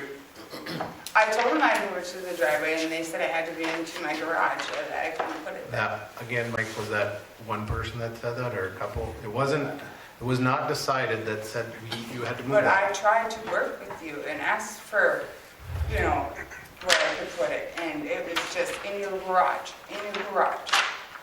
We would prefer it in the garage. I guess, I need the wood, I need to use wood. I offered to even take down the two buildings on the side of the wood shed and get rid of that wood, and that, So you're asking for something that we can't give you. okay, well then I'll move it, but I need to put it in my driveway then, or, And I and Mike both said you could do it behind the shed or behind your garage or the side of your garage, single row. Does the rest of the commission agree on that? and what did you say, a single row? Single row, meaning one row, not 4-foot row, one It's single. not, there's two rows right there inside there. Well, put one on the side and one in the back. You could also, maybe you have to move stuff on the other side of your garage. Yeah.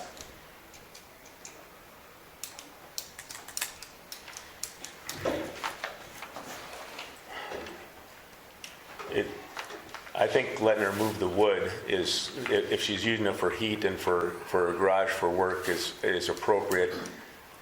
I think your motion that she has up until the company comes in to do the moves. Hopefully you'll get your trailers moved in the next couple of days. The weather has been kind of crappy, so I can kind of see where barrels are frozen to the ground yet, but And no, that's not part, I mean, the trailers I have left to move, if the wood has to be moved, I'll do that, I'll move it, take the building down there.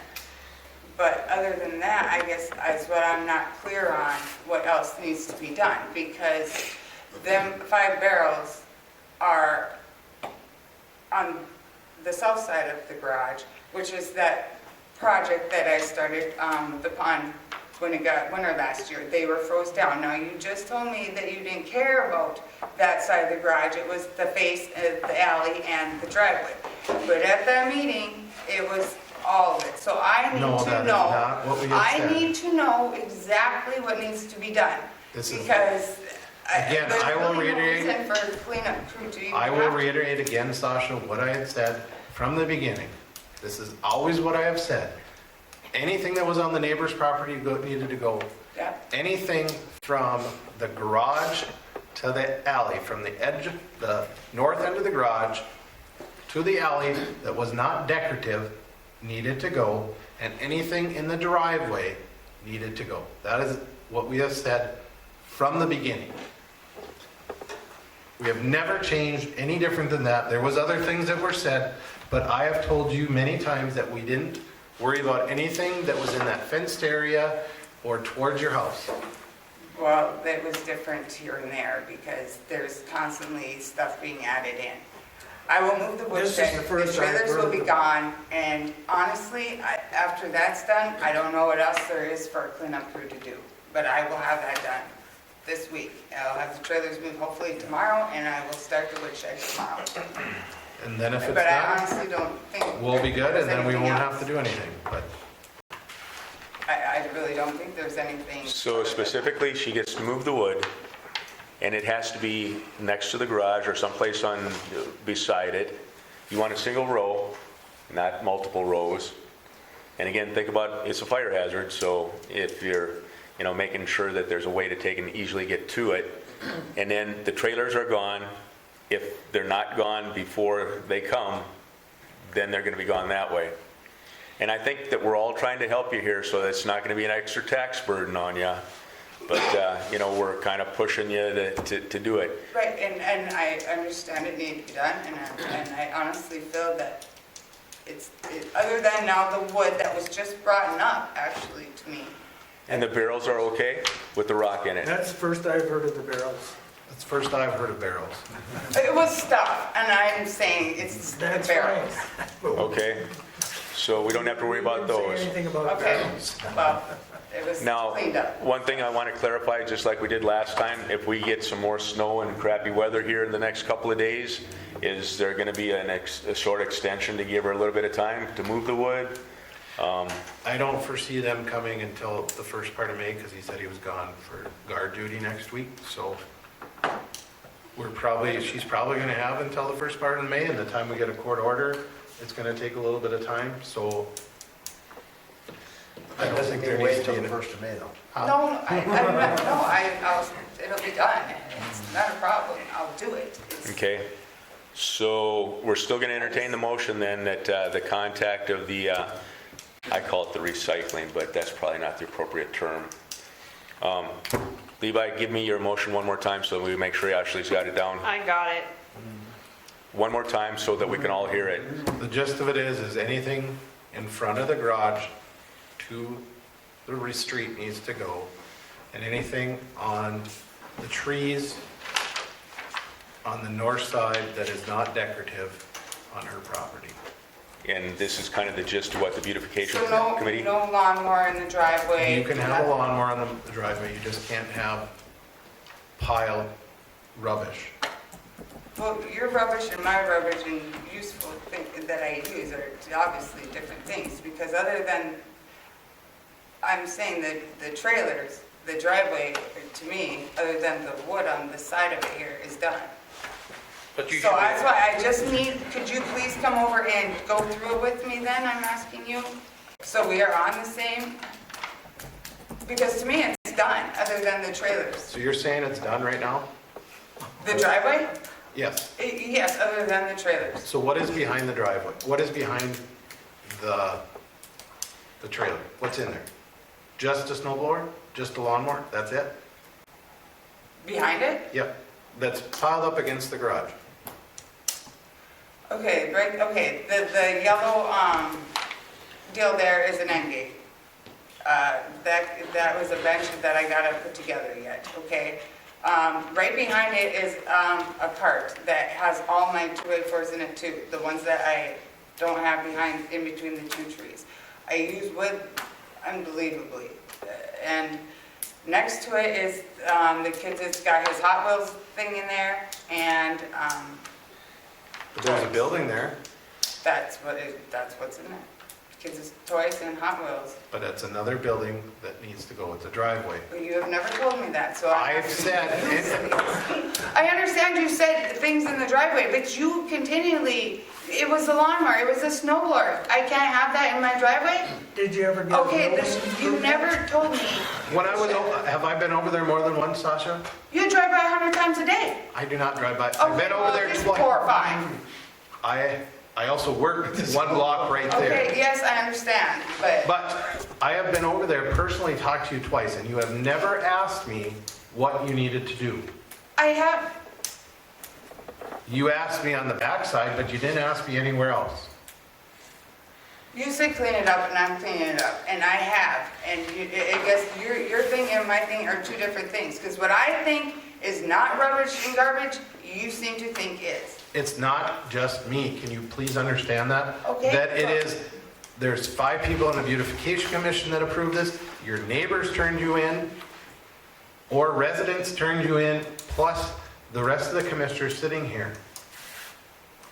Can you understand that it is not just me picking Okay, on you? I was just saying, you need to tell me then exactly what you want to do. Go back to Paul's comment about a picture encircling it. Is there a way that we could accomplish that to make sure that there's no ambiguity as to what she needs to get out of there? There Or was can we originally- print this out, a couple of these out, and actually circle what needs to be moved? So originally it was sent, and there is a letter that's in there that said, all the junk and rubbish needs to be off the driveway, or sidewalk and driveway, and removed. And I agree with you, And but I think the pictures new, of all the things were sent to her. yep, I think the nuance is that, just like she's saying, what's garbage to us is maybe treasure to her. You know, so being able to say something I'm working exactly what it is that you That's the expect to be purpose of- moved. Of getting it and circling and saying. But the other, okay, here's the other thing. So that, am I gonna have to go around and everyone and pick and choose? Our ordinance says that you can have that stuff. It just needs to be covered in a building or in a shed. That is not the case here. Then you would have to get a building permit and ask to add on to different places. People don't care if they can't see it. And that's what the Beautification Commission told you last time. Whether you believe it's junk or rubbish or anything else, that is, or it's not, but Okay. Is that a shed, or isn't it a shed? it's a, well, she called it a shed, so I'm going with shed. Again, does it have to be removed if it's a shed? Yes. It's in the driveway. It was never. So now, let's make sure that, you know, again, articulated the way that we just did it, that it needs to be moved or torn down. And I'm not trying to be impossible and whatnot, you know, I really am not. It was just, I need to be clear with you what exactly needs to go, because I feel that the driveway was completely, this picture don't show really. Okay, can I explain it again? I feel that it was. The only thing that you can have in your driveway And just start. is a trailer that's temporary there, your lawnmower, Well, your I can vehicle. tell you a bunch of people that have got trailers in their driveway But that that's are not- there all year round. Yep, we can't use that as a defense, though. We have to take and clarify. You know, and That is not lawnmowers and snow blowers, I'm not the only one that has them in the driveway, and I feel like it's being picked on to where If you feel there's somebody else that you're feeling being picked on, then you are more than free to turn in. I'm talking about you, more or less. you're the one that keeps telling me about snow blowers and the lawnmower, and, you know, Okay, Mike, would you be willing to go over there since she playing these things, I change my mind all the time? And tell her what needs to go? Or maybe Yes. two of us need to go. Okay? I can't go till, later in the afternoon, so. And I can't either. I'm not free until probably after 6:30. Okay? And I think you heard the motion. You probably have a little bit of time to get to the 1st of May, but I'm going to ask for a second to Levi's motion, and Mike already made it. Mike did? Okay, I'd like to say, go ahead. I've been quiet on that, I've been listening to all this, but, and I'm trying, I don't know how I can say it without, I don't want to get myself in trouble. You've got a lot of stuff over there. yes, you're right. And I just don't think that the city should come and have to tell you Right. to clean you're up right. your junk. And you're right. Because I can't see how somebody can walk out in the morning and see all this stuff. Right, and I totally. I don't understand it. I mean, but I do understand that people collect stuff and it gets to be a situation where it just gets out of hand and that's what you got. But now, Yep. you got a chance to, till they get the paperwork done. And Mike's gonna come over Yep. and this is I it. understand that, and you're right. I'm tired of listening to this every meeting. Yeah. We got other things to do. So let's get it done. And we're trying to work with you as much as we can. We're not trying to be mean to you, No, we're just I- trying to get some, Yeah, no, I understand all that. thank you. Yep. Okay, let's see. Levi? Yes. Dave? Yes. Mike? Yes. Paul? Yes. And a yes for me. Thank you. Okay, thank you. And so, Mike, tomorrow at 6:30, would that work? Sasha, you'll be around at 6:30 tomorrow? I can do it. We'll plan at 6:30 tomorrow. Thank you. Thank you.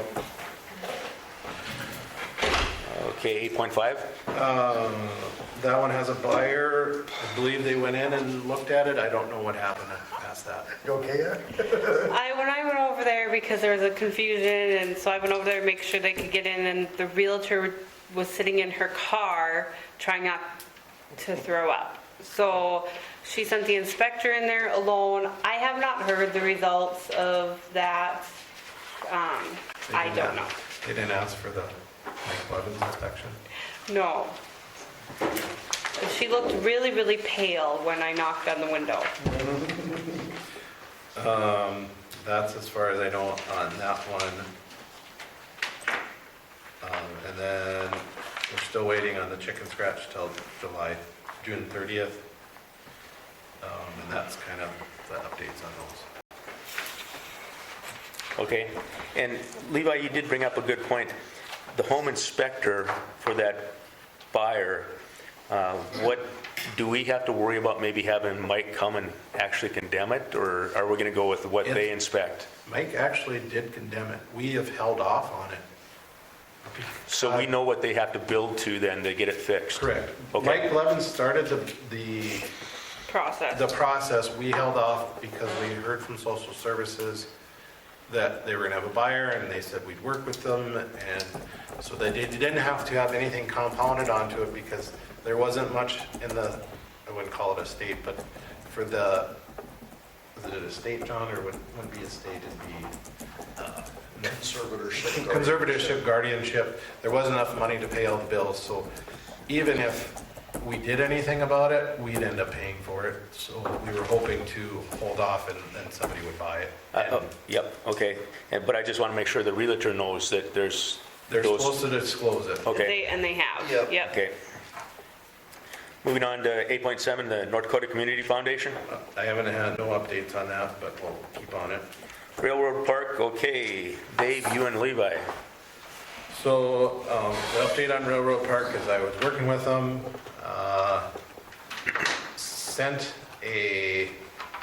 asked to them about it, how things were going, and was responded back with they needed a $600 check to move forward with the process. They couldn't go to BNSF without it. So I sent it in here. I wanted to make sure the check was written because she said all I had to do was say, take a picture of it, and then the process would move forward. But if we're going to do that, I think we should ask for a bill of $100,000 for the last 10 years of cutting grass on railroad property and send that in. So you're saying the $600 check is going to the leasing company? Well, actually it was, and I thought it was going to leasing because that's what she had told me on the phone, but it's actually going to BNSF for them to start the process.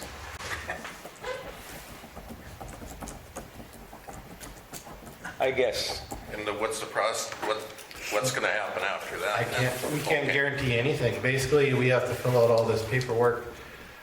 I tried to even work with her to say, well, here's this and past articles, and she said, I can't do anything more until we see the check.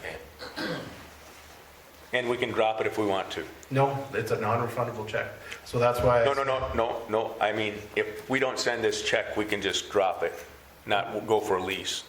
Correct, but then I would say we've not taken care of anything in parks anymore, and we start assessing them. And I think that was kind of the point you were making. Yeah, myself and I would think most of the city, I just can't see starting to pay, what was it, $4,500 a year? A minimum of $4,500. For something that Why did they give us that? is on record that the railroad gave the Hillsborough that park in the 20s, because I've got paperwork right here that I went on the Banner's archives, I and hadn't seen that. there's some women that took that over in the early 20s, and that's why it's here now. And it looked like it was a former commissioner's wife and a group that put it together and tried to get this to work. So I was going to ask to get a copy of those. Yeah, I got all that stuff right here. And then I'd send that in with them, and I'd send them a bill for, $10,000 a year for the last 10 years. Because Well, can you check what's with- BN gonna do what are they gonna do to us if we don't pay a lease? Are they gonna come and take the caboose? Well, let them have it. I mean, if that's what it, they're not gonna come down here and say, well, we're gonna take your park. They don't even know what the hell's going on anymore. So I think you're on the right track, and we'll see where it goes from here. I would just ask John Levi, if John concurs about, I agree that I think we should leverage the fact that we took the maintenance, but what legally could we do, John? I mean, this is after the fact, and, yeah, we've been doing it, but is it a handshake? Is there any formal agreement that we can Well, point to? there was obviously a formal agreement, not a formal agreement on the lease, so they don't want to hold up to that.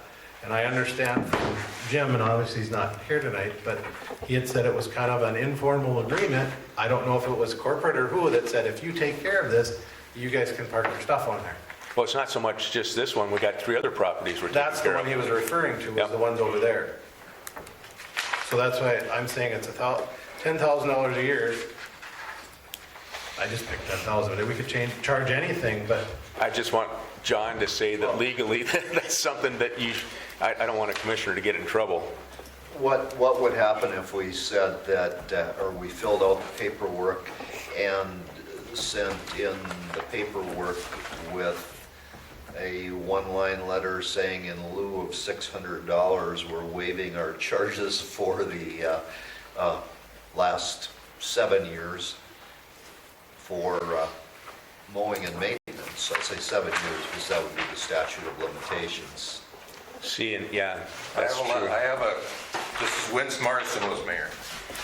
June of 1985, they were sending a letter to Burlington Northern concerning the mowing of their right-of-ways in town. Can this copy go? Yeah.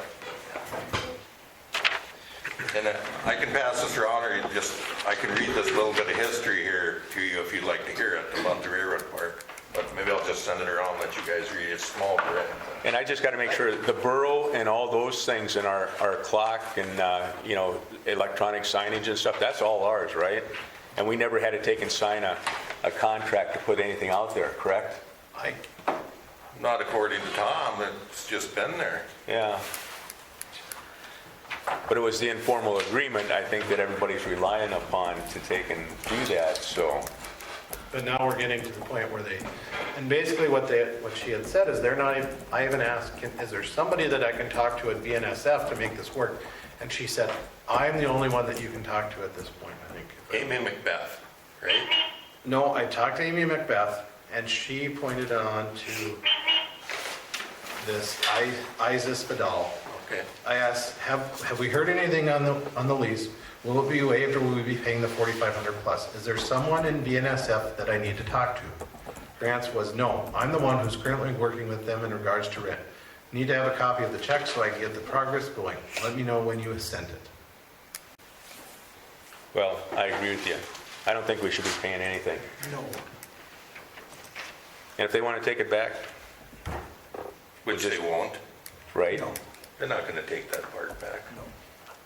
Maybe we can let the weeds grow and then we can take it and exit. Eminent domain.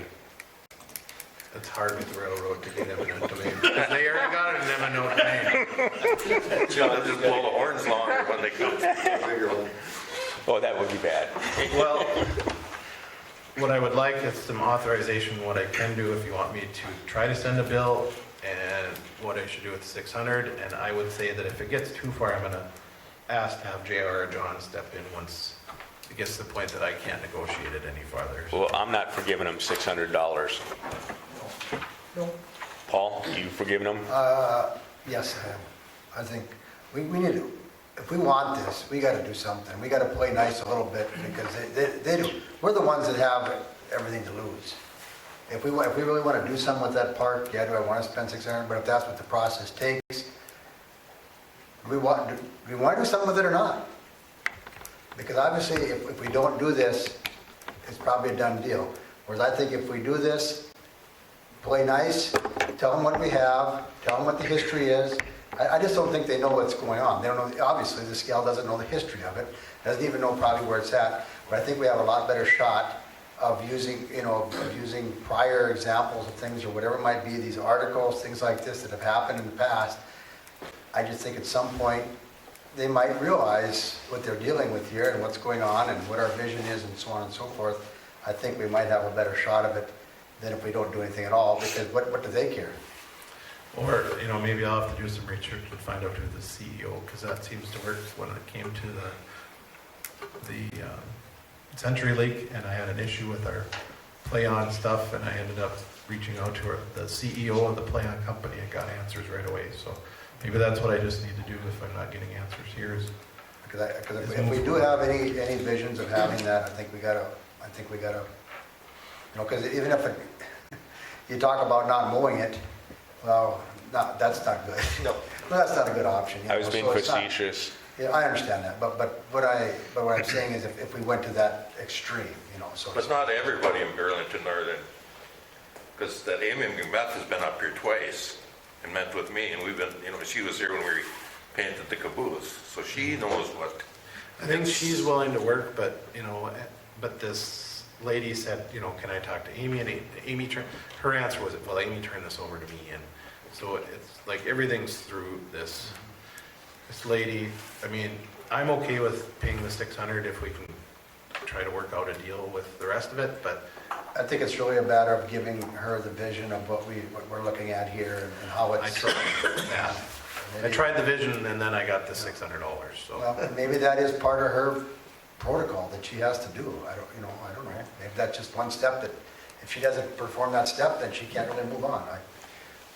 I'd like to propose that we look to go to Burlington Northern down in Fort Worth or somebody in Bismarck and bypass the leasing agent and see if we can get somebody that we can talk to that would be more from the city side, that we're kind of exchanging it.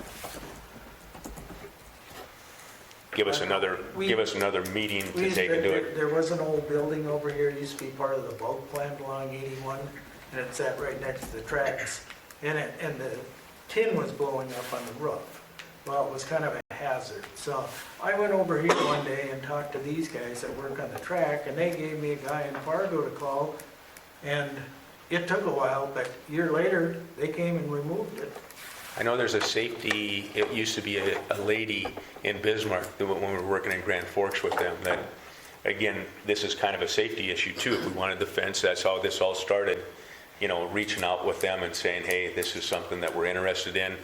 We have all the documentation from when it was turned over, and sending $600 to the leasing company, it's not gonna, I don't think, get us what we want. I actually know somebody that works over here on a daily basis. He's from Argusville. My kids went to school with their kids, and I can reach out to him and see if he has a contact. More direct. If you have another avenue that you want to take, you know, we've been dealing with this for years, so. I would If you have move other that options, you can do that, that's fine, but if there was no other options, I would say we want to. I would move that we'd be able to use the $600 if needed, that the check be authorized, and I would let you know if it needed to be used. But that's after other avenues so that we can keep the process moving. So can we hold the check until the next commission meeting to see if we got other avenues? That works for me, I'll second it. Is that what your motion was? No, it was to hold it, and if I can try to work through them in the next couple weeks, but I would let you know if I'm at extent and I'm gonna have to send the check or a copy of it, a picture of it. I'm for holding it. Okay. So have you till need next another city commission motion. meeting is what you guys are saying? Yep. But that Motion wasn't dies your- for lack of second then. Right. Okay. Moving on to the mural. But we didn't say what we're That's what we're doing. doing, though. We're gonna reach out and try to find somebody. I'll take a look at my contact list and see if I can find somebody. You work your contact list, we'll work it as a group, and see if we got a belly button that we can take and press to find a better answer than going through the leasing company. So we'll get reports back at the next meeting from you three of what you've gained. Yep. Okay.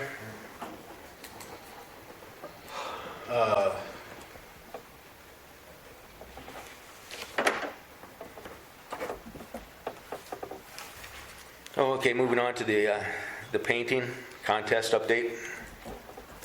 So the last two groups that we had to talk to was the HBA, which I met with them on last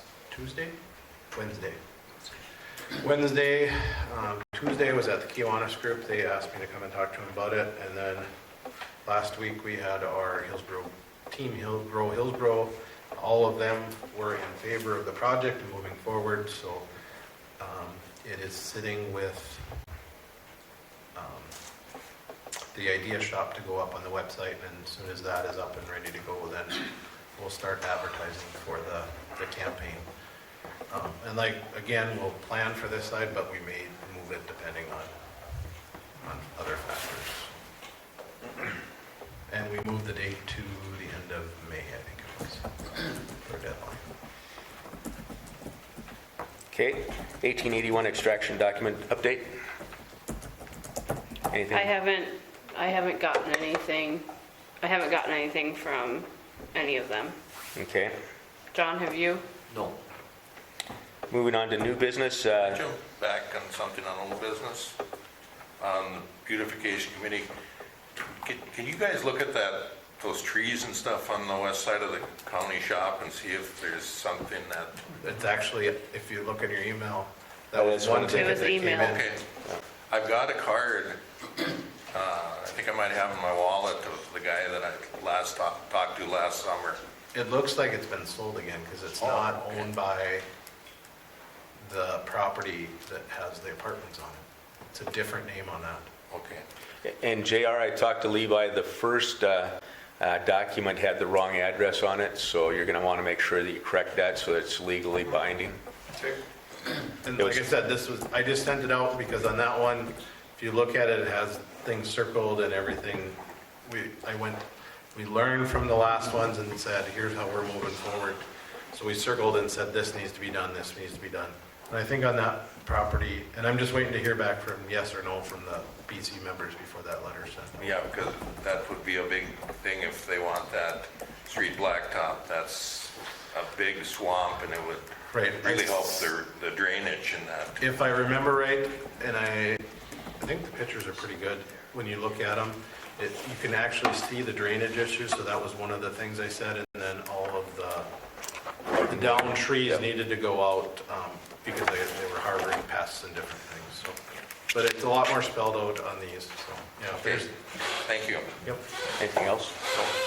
Okay, moving on to new business. The date for the citywide cleanup. Jim asked to have everything out to the curb by May 2nd. Are we going to put something in the paper and on social media and everything? And then I also asked Ashley to put out about the process for the Beautification Commission at the same time, so that everybody can see what the, kind of the process was that we approved last year. Okay. Is that the whole town for May 2nd, or are they doing it in 2? The whole town is my understanding. He just said everybody has to have everything out on their curb by May 2nd. Okay. That's what he told me. Okay. They can start putting it out over the weekend, I think is what he said they usually do, but they'll pick up on May 2nd. Start picking up on May 2nd. Okay, anything else? Moving on to the Combat Veterans Motorcycle Association, the app for a local permit for a raffle. I'll move to approve. Got a motion, do I have a second? Mike seconds, any other discussion? So Mike, Yes. Levi, Yes. Paul, Yes. Dave? Yes. Yes for me. 2022 summer library request for $3,997.70. I'll make a motion to approve. Dave makes a motion, Levi seconds. Any other discussion? Levi, Yes. Dave, Yes. Mike, Yes. Paul. Yes. And a yes for me. Going too fast? Yes. I can type fast, but not that fast, First she was falling asleep, now she can't keep up. right?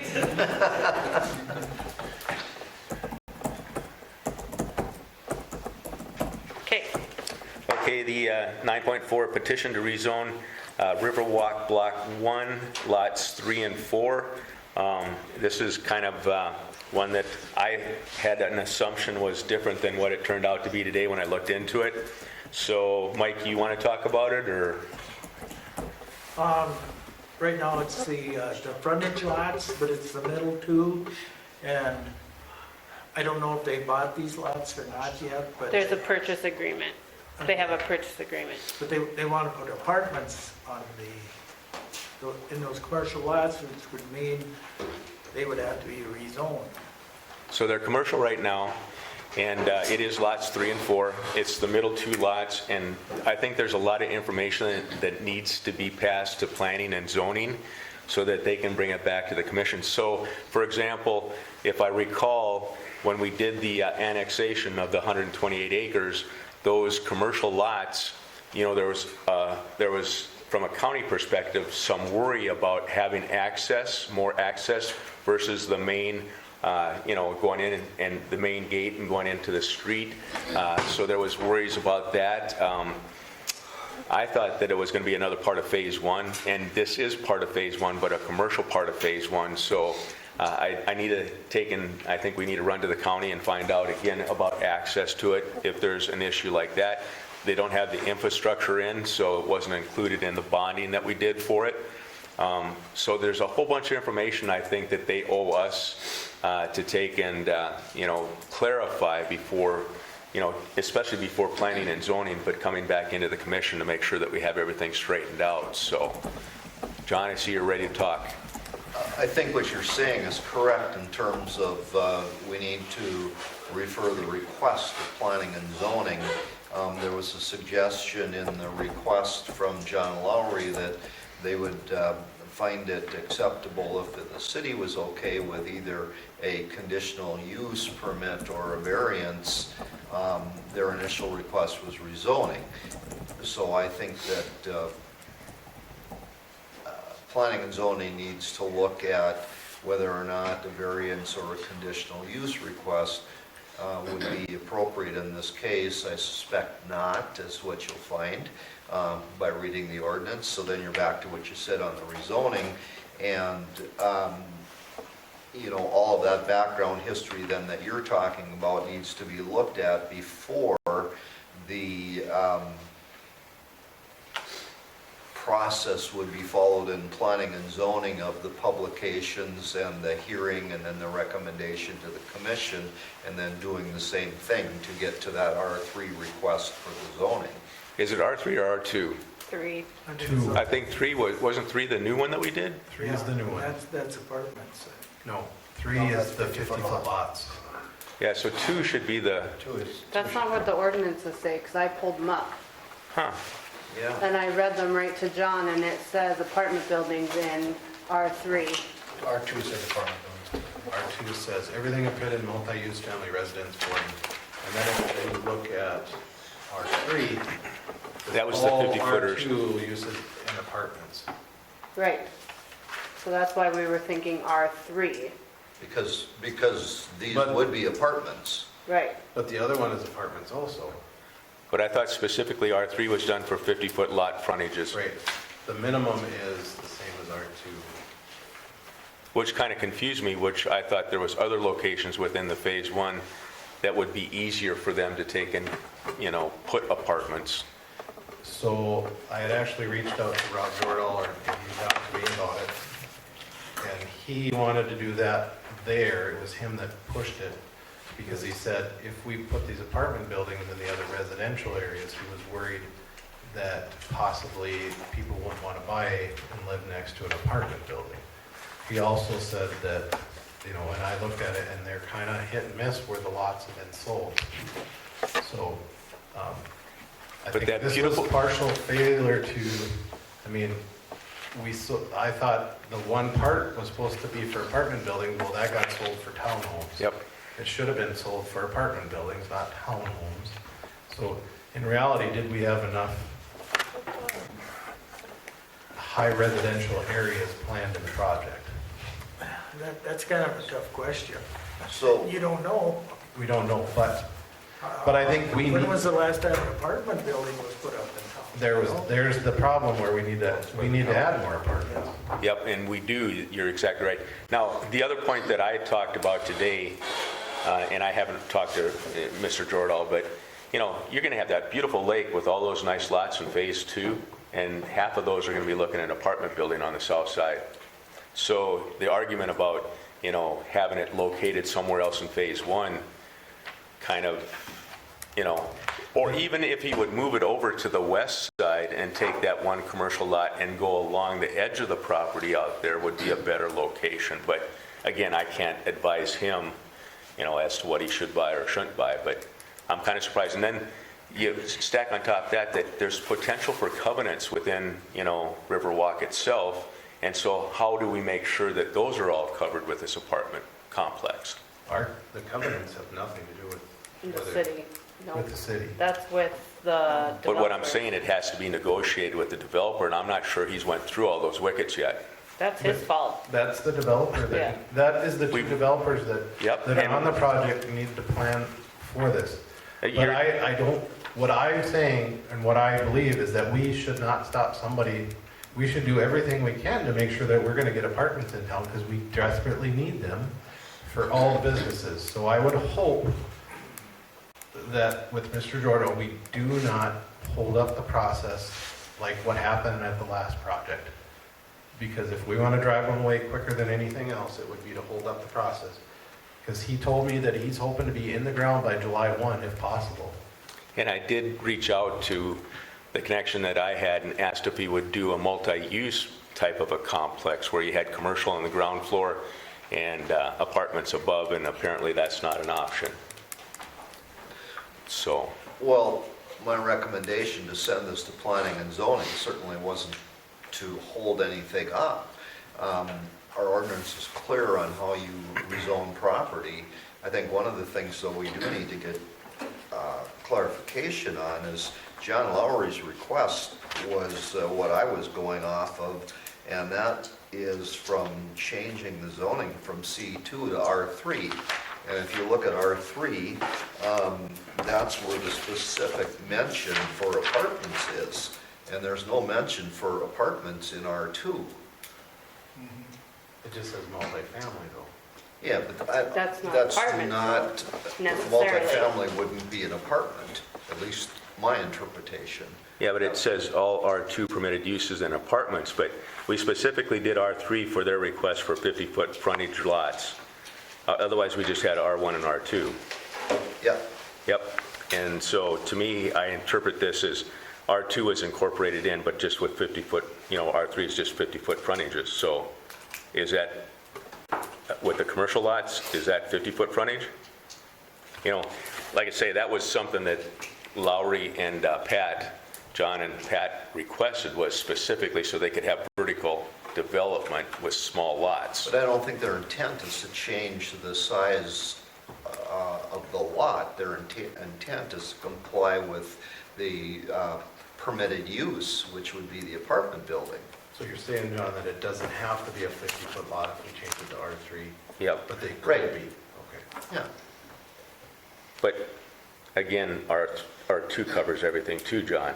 No, that's Well, I don't think it does, is multifamily. my point. It doesn't say anything about apartments, is what he's saying, because if you look, multifamily, you can have multiple families living in a house or a townhome, and it doesn't say anything about an apartment in R2. It says multifamily. So did we change that considerably when we did it? Because I thought we just added R3 on at the end. We did, because I had the old one, and R3 wasn't in there. Right, so if we didn't change anything on R2, obviously apartments had to be in R2. And that is multifamily. An apartment's multifamily. I don't know, I don't think so, but it could be. I'm with John on this one. Well, it doesn't matter, it's got to be rezoned, so regardless. Planning and zoning. But then if you go down here on the dimensions, it says bedroom apartments. That's way down there, though. I still think it would be, I still agree with John that it would be R3. I move to send it to planning and zoning, and come back for the recommendation. I'll second that. And I would hope that, like I said, we don't slow this process down at all by any means, and hopefully that they can meet their deadline. Who do you want to come and present to planning and zoning? Because somebody's going to have to answer all those questions. And do we go to the county and ask them for their input about, Highway 11 there, County Road 11? Because that was an issue when we annexed it. Something that was brought up. Yeah. So in order for you, and then I think the other consideration, do you want to have a special planning and zoning, or you want to wait until the regular planning and zoning? If they're talking about July, you might want to move this as fast as we can. Which time do you think I have? Well, when do you guys meet again? Because it's the end of the month. Second Monday. That's John's way, so. On C2, it does say highway commercial district, but it also says that hotels, motels, and similar use. Yeah, I don't think apartments would be similar use. Okay. I did look at that, I agree with what you're saying, but And it says other uses not limited but similar to permitted uses above and consist with the stated purpose of the district. So. But we'd have to give a conditional use permit in order to do that. But that could come from planning and zoning also.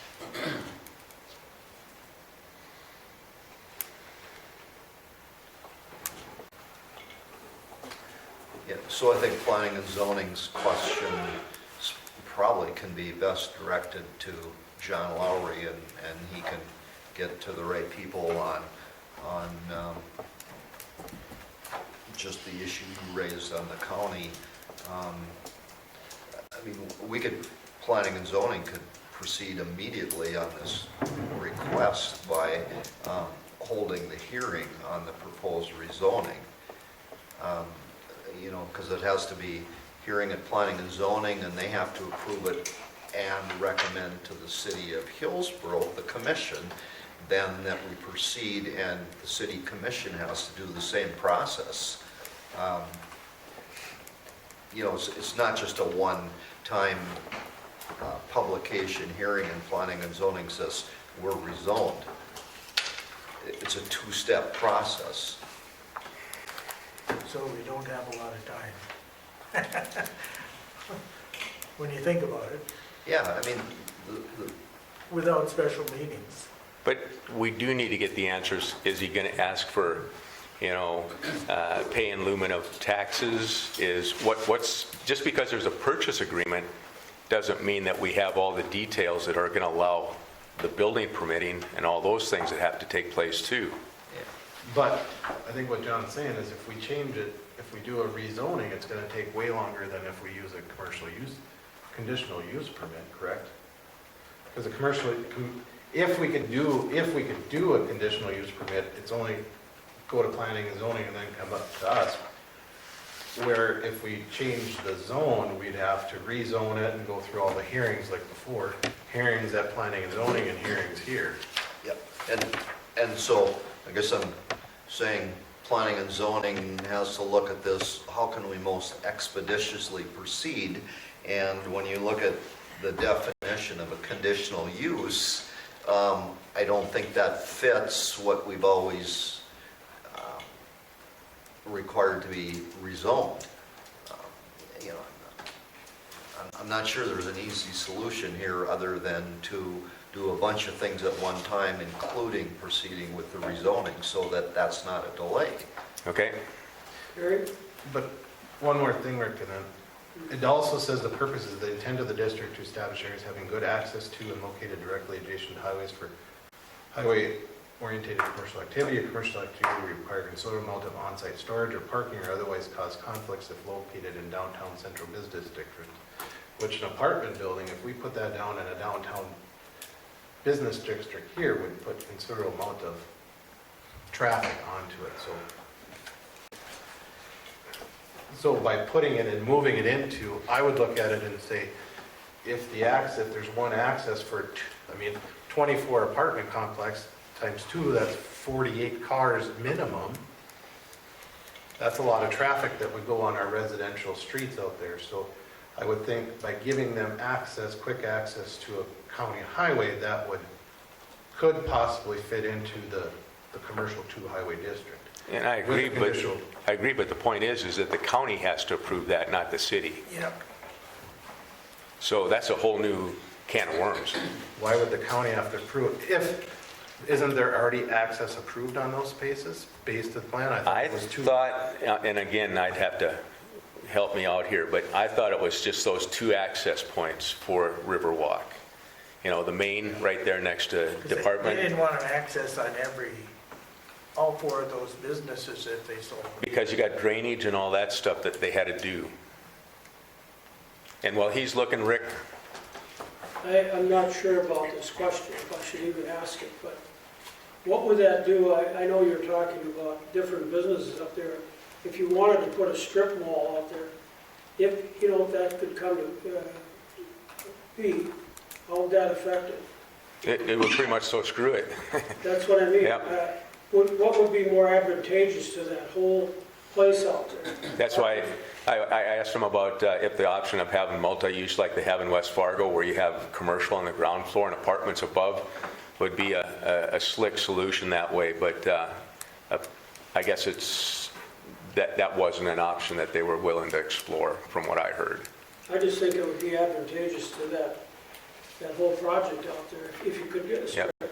And we do need commercial as well as apartments. We need both of them coming. So, but 24 apartments would be huge. I asked that same question, and we can wish all we want. We wanted a truck stop years ago out there, we wanted a motel out there, all the other things, but guess what? This is one that's going to do it. I guess, yeah, I'd love that too, but I'd rather have, if this is something that we can do, and how many times have we talked about on the economic development side that we needed apartment buildings? And unless somebody, I asked many people, where else would you do it? Where can we do it? We're so limited on where we can do it. And I understand that completely, Rick. I think it's a very valid question, and it's something that we all have to decide, if we want to make that. But boy, I tell you, it'd be hard to when we're trying to get people to move to Hillsborough, whether it be for Dagelman's or whatever, and they say, well, we can't do this or we can't do that because there's no apartments or nothing. It's hard to justify them to them that you know, well, we just didn't think it would work because we wanted the strip mall there instead, that might never happen, you know, so it's tough. I was Don't get me on, I wrong. was on the board at the time we were gonna have a truck stop and everything out there. We had 2 developers come in and all they wanted to get was our first strike on that property. And then they were gonna go look for somebody else to do the job, that's why that didn't happen. So to me, it comes down to more is, yeah, would I like something different out there maybe? And the apartment building put in a different spot, but obviously that's not an option in this case. And trust me, I've talked to a few people and asked about 2 different areas and none of them really panned out, so. We're beyond that. No, that's just the way, I think that we need to move forward with, like we said, about Mike and planning and zoning and moving as fast as they can and finding, and let them doing the legwork, talking to Lowry and getting all the information they need. That's what their request was, so I think that's what we need to do moving forward, unless How will that John has a affect, different recommendation. Terry, how will that affect the sale of the other lots? 24 Well, there'll be one on either side that's still commercial. But like I say, when I looked at it, I'm concerned about the man-made lake and all those nice lots in phase 2 that are going to be nice, that now you're going to have a big apartment, a 24-plex, probably at least 3 on those 2 lots, stories high. What So- about where the houses are over there? What are they ever gonna do with those? Those 6 houses or 8, I don't know who they belong to. Oh, Huh? you're talking, I don't, Yeah, it's up to them, then no, but I we mean, have to ask Levi, he probably knows. what would be the cost of those to put a 24-plex in there? You mean the low income? Yeah. Yeah, that's 10 of them there, and they're for sale for $50,000, so, but you'd have to tear them down to utilize the space. And then, you know, there's a lot of things with the what do you call it, the vouchers and stuff that would go with that. But like I say, that residential area, you know, going from R1, R2, R3, whatever's in there, you know, boy, if you could, that would be a nice switch in keeping it all residential in one spot. But we also have to remember who's asking for this, the developer. yep, but I wish he'd finish what he's got already. Well, things change. We have- Found They that do. out. They do. We have a Things developer change. to build in So- hand. Well, as long as they get everything figured out, and like I say, it sounds like there's a lot of things that have happened without all the background and stuff needed to be done, and you know, we've been down this road once before too, so what's the recommendation? Planning and zoning meets to look at all the options, and I can say in addition, I did reach out to John Lowry this morning. I just didn't have time last week. Once I saw his email, I think that was Thursday afternoon or Thursday sometime, to get their input on if they have opinions on how our ordinance fits with a process that would make things move more quickly than the planning and zoning hearing and then the city commission hearing. But that's not to say that we don't have other issues to look at. And I think the place to start with all the issues is planning and zoning. Okay. And then we get John Lowry to bring in or come in and take and answer all your questions at planning and zoning, and then it comes back to the commission? Yep. Okay. Mike, I would hope you could maybe even call a special meeting to get it expedited, so it's not, we're not sitting into June. Yeah, and I'll let John Lowry know tomorrow that this was referred to planning and zoning, which is the starting point regardless of how we approach this, and that he can reach out to Mike then and you know, schedule a meeting to talk about specifics that right now we're not aware of anything other than the general request. Okay, that takes care of that then. There was a motion. Do we need a motion for that or no? Because Levi had made a motion, Dave had seconded to go to planning and zoning. Do we need a motion? Yeah, I think that's a good motion to pass because that's where it has to go anyway. Okay, can we finish that? Okay, so Paul, Yes. Levi, Yes. Dave, Yes. Mike, Yes. yes. Okay. HBA tent contribution request. I can speak to this a little bit. JR can add his input because he's the HBA president, and you can correct me where I'm wrong and put your information in. But what it basically is the HBA is looking at buying a tent. The range of the tent is anywhere from 18,000 to 22, depending upon the tent and the shipping. And we have already got about $9,000 already in the HBA that people have donated towards this to put towards the tent. I have also talked to a few other businesses and organizations about contributing to this fund. So what I'm requesting is if the city of Hillsborough, and I asked Ashley about where this funds could come from, and I don't know if she found any options on that, how we could work that in funding, and maybe, do you want to elaborate on that first before I go any further? Or?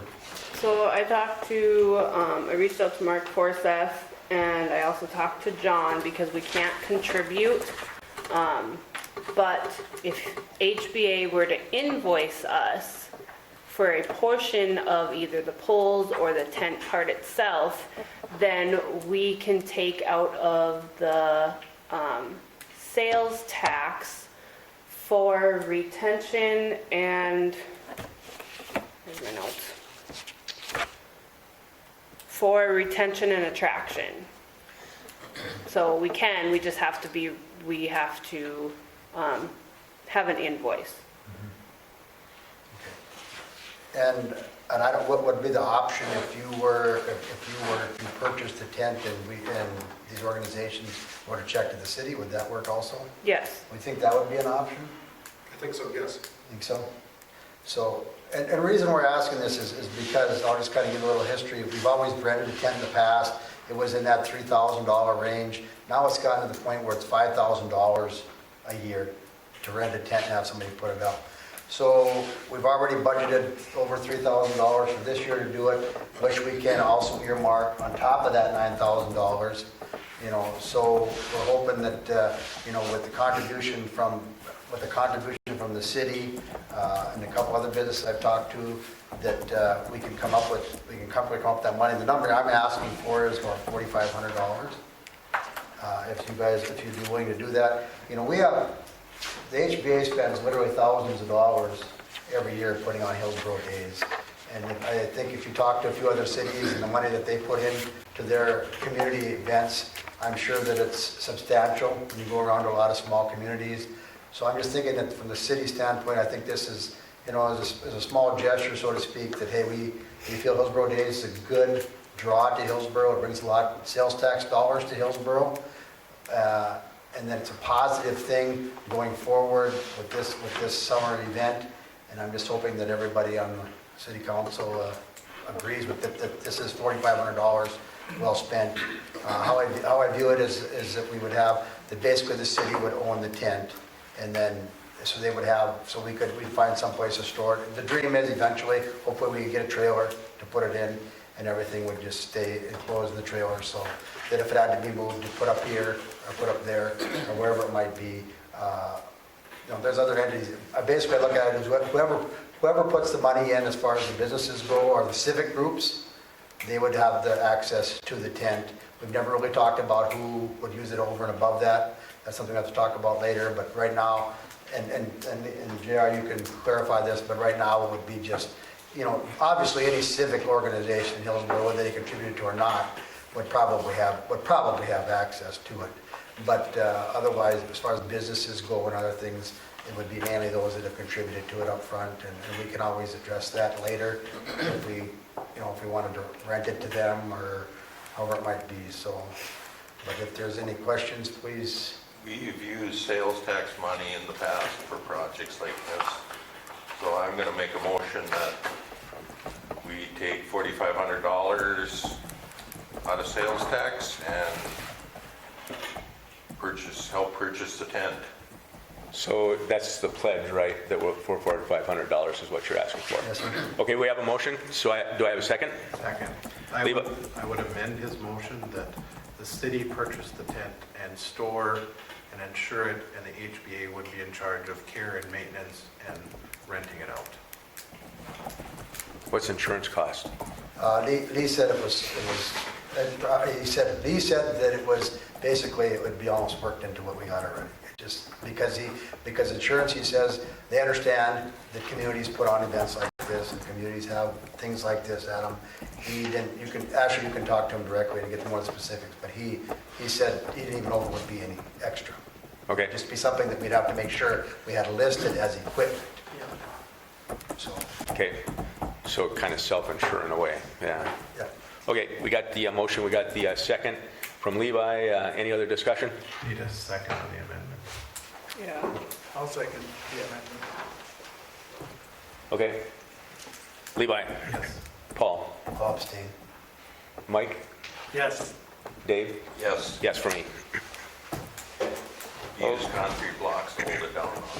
That's what we're hoping to use, concrete, so we don't have to go in the street. And now, well, I'm going to Vote take, on the second, now we have to vote on the, or Amendment? vote on the amendment, now we have to vote on Motion as amended, I thought we did it all in one. Okay, so same thing. you're going to stay in again? Don't worry about it. Mike? Yes. Paul? Dave? Yes. Levi? Yes. Yes for me. Okay, we're going to take and recognize the citizens out there, and Mike, I appreciate you coming in. I know you've waited all night long, but I'd like to take and call you up and get some information from you. You picked the wrong night to come, Mike. It's all good. Representative Mike Bell, District 20. Just a point of information, there is a silver lining to the payments pump. Prairie Dog bill, or the Prairie Dog Infrastructure Fund bucket should be filling. The anticipated date is sometime in September, roughly.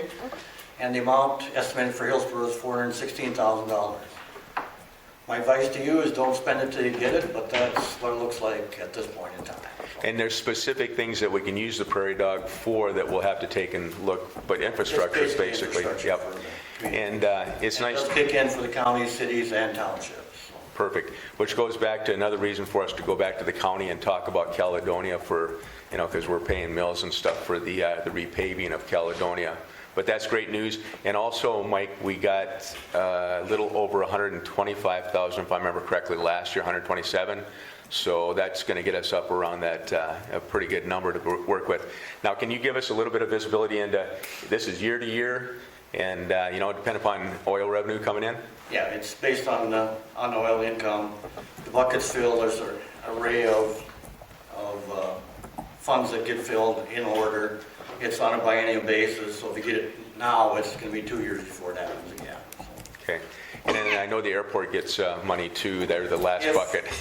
If it gets to that point. Yeah, so they got a little bit this last time. Well, thanks, that's great news, and that's part of our equation when we start to sit down and take a look at the paving project and those types of things, that we'll have some extra money to take a look at. So hopefully inflation won't eat it all up. Don't spend it till you get it. Oh, no, we won't. So thanks, Mike, and thanks for sticking around.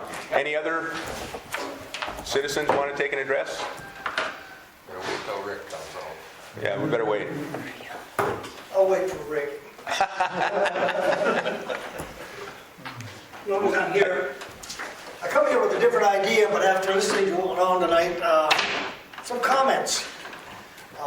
Chuck, you can turn that if you want. I just put it like that from the side. Okay. I'm too wide the other ways. I've asked you once before, and she told me, and I forgot, to put something on the agenda. How late can we be here to get it on the agenda? 8 a.m. Friday morning. 8 a.m. Friday morning before the meeting. Okay. That's immaterial right at the moment. I didn't have anything pushing on that. I guess there was a couple things. The last meeting we had here 2 weeks ago, I was a little disturbed when I listened to you guys. Looked like the good old boys, the four of you wanted to help the mayor out and get his thing going faster, which it won't go any faster than it was before. It just turned me the wrong way. Whatever you do, and that's fine. But just so we're on the same wavelength here, if you all vote for something and you already have the motion done last fall and there's two things that had to happen, why the hell did you change your mind the other night? Was it because you got pushed into it? Was it because you didn't want to say anything? Or, It was because I had better information than I did the first time. what was the information you got? The information is that the health certificate and the fire inspection needed to be done at the state level, so it couldn't be approved at the state level unless they had those things. So it's still got to be done simultaneously. Right, but what's it, if we don't need to do it here if it's done there? Well, we differ on your opinion there greatly, but I'll leave that go for the time being.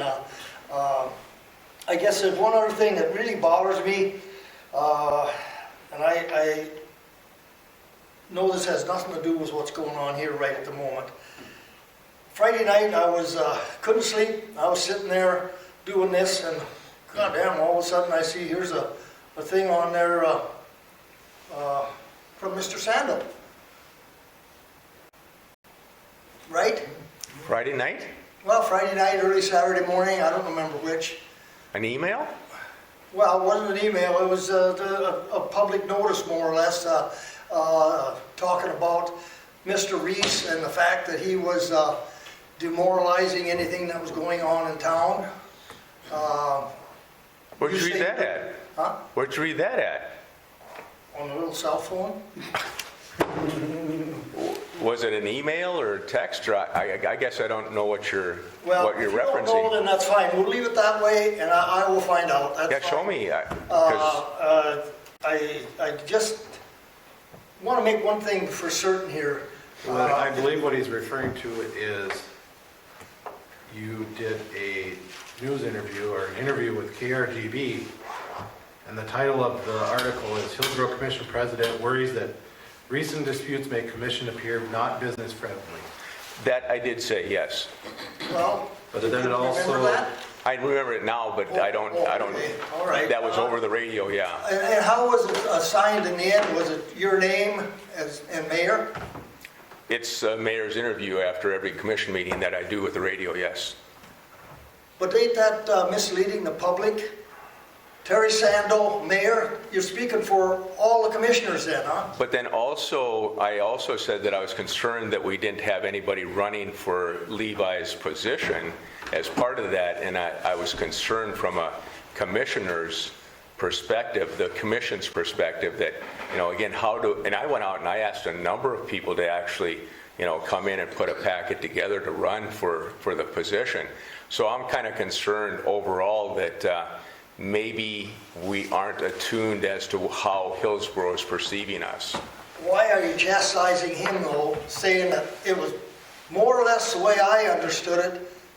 It was basically because Levi was bringing up discussion here and bringing up arguments, and that ain't the damn case. This all started with you a year ago when we had a Matt Mutzenberger that took the city for $50,000, $60,000, $70,000 because of your inability to act on the moment. So all I'm saying is here, when something gets put in the paper, on the radio or whatever, if you're going to put your name under it and then mayor, that must mean that those three guys there are right in the same shoes that you are. Well, I don't, All your self-opinions should be put in there as yourself. well, And that's my own personal opinion. That it don't really matter. It's not going to go anywhere, but I realize there's a little race running ahead of us on who's going to be mayor and whatever. I hope you realize and everybody else realize that when you're talking on the radio, putting ads in the paper and whatever, some things have got to be equal time shared. And that's not on your shoulders, but it'll go on the young man's shoulders tomorrow. but I think if you go into that same conversation on the radio, I also said that basically the chance for Levi and I, and it's been highlighted in the paper, to be able to have a competition for the president's position was an important point for the citizens of Hillsborough to be able to make a choice. So again, you know, context to what you're saying too. I realize that, but I guess I'm sick and tired of listening to people sitting here running one another down. For what reason? Are we gaining it? You know, we want people to move to this damn town. We don't want to be chasing them away by giving personal attacks. I got a lot more to say, but I'm going to quit because Rick said he wanted about an hour, and I do appreciate your time here. Remember, the biggest thing, guys, and you probably don't realize it, is public perception. The public is sitting out there wondering what's going on, what's he doing, what ain't he doing, what's Paul doing. And likely, what is the mayor gaining by doing that? Not that you're gaining anything, but thank you. Thank you, Chuck. Rick, did you want us? Yeah, We're setting a record tonight. We're setting a record tonight. yeah, I think it's late enough, but, my thought is, I heard this, saw it, read it, but my thought was this, Terry. You know, I think these commissioners, because they're part of it, when this stuff is done, I think they should have the same amount of time to say what they think. Not just you or not just Levi. Otherwise, we don't need them. Give them a chance to say what they think. It's only fair. Because I read part of it where it says the commissioners might be perceived as not business friendly. I think there's nothing farther from the truth. I know every one of them, including Levi and yourself, you're all out there to get businesses in, and I don't think that they get a fair shake when you did what you did. And that's my opinion, and I think when we have a race like this, whether it's just commissioners or the presidency, the last thing we need is to be slamming or saying something derogative. I'd rather see a good, clean campaign and talk about issues. That's what And again, I did say that, you know, this is a nice competition. I don't always agree with the way that Levi looks at things, and I'm sure he doesn't agree with everything that I say too, but that's an important part of that context there that I wasn't saying. You know, I think there's other things that we need to be looking at from a business perspective too. Having gone through everything that I've done the last 18 months, I've learned a lot. And you've been there, everybody out here that's basically has a business, you know, there's a lot of nuances that you have to understand, and sometimes being more proactive is better than trying to take and make sure that every and there's gray areas is what I'm trying to say. And I think at the last meeting, I did say, I think it's too bad for, like yourself, or all the money you got invested, it takes so long to get something going. But I didn't agree with you, and I feel that you kind of bullied these guys at the last meeting to get them to you kept on going over and over until Paul caved in. And then the rest, yeah, you did, Paul. No, I didn't. Oh, you did. No, I did not. Okay, in my opinion, you did. Well, in my opinion, I read What was what the was there. purpose, Paul, I'm going to say this, okay, I'll reiterate that. What was the purpose of making a motion to go ahead and give them a license when it doesn't do any damn good at all? Because the state has to do it first, right? What was the good of holding it then? Well, what's the purpose of it when he said he was going to give it to you? I understand that. I Okay, understand all that. then you all were going to go along with that. Right, but also, at that time when I voted, I was under the impression that we needed it in the city of Hillsborough before it could go out to Bismarck. No. And since then, I was informed that no, we did not need it. Yeah. So what was the point of doing it? If I'd have known that the first time, I wouldn't even have requested it because I'd have known the state required it. Okay, well, then I'm sorry. So the very first time, if I would have known that the state required those two inspections, I would never, the first time, I would never have voted for it. The only thing I'm saying is this. When you know full well, every one of you commissioners know it, that the state has to do it, right, Terry? Then why put everybody through it? Because it did no good. And if there's a way to speed it up, I wish there was.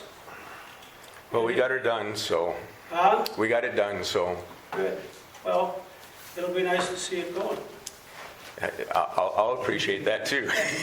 Okay, well, thank you for your time. You bet. Thanks, Rick. Anybody else? Okay, can I have a motion to take and adjourn? I'll make the motion. Yes. We got a second. Good, we're adjourned.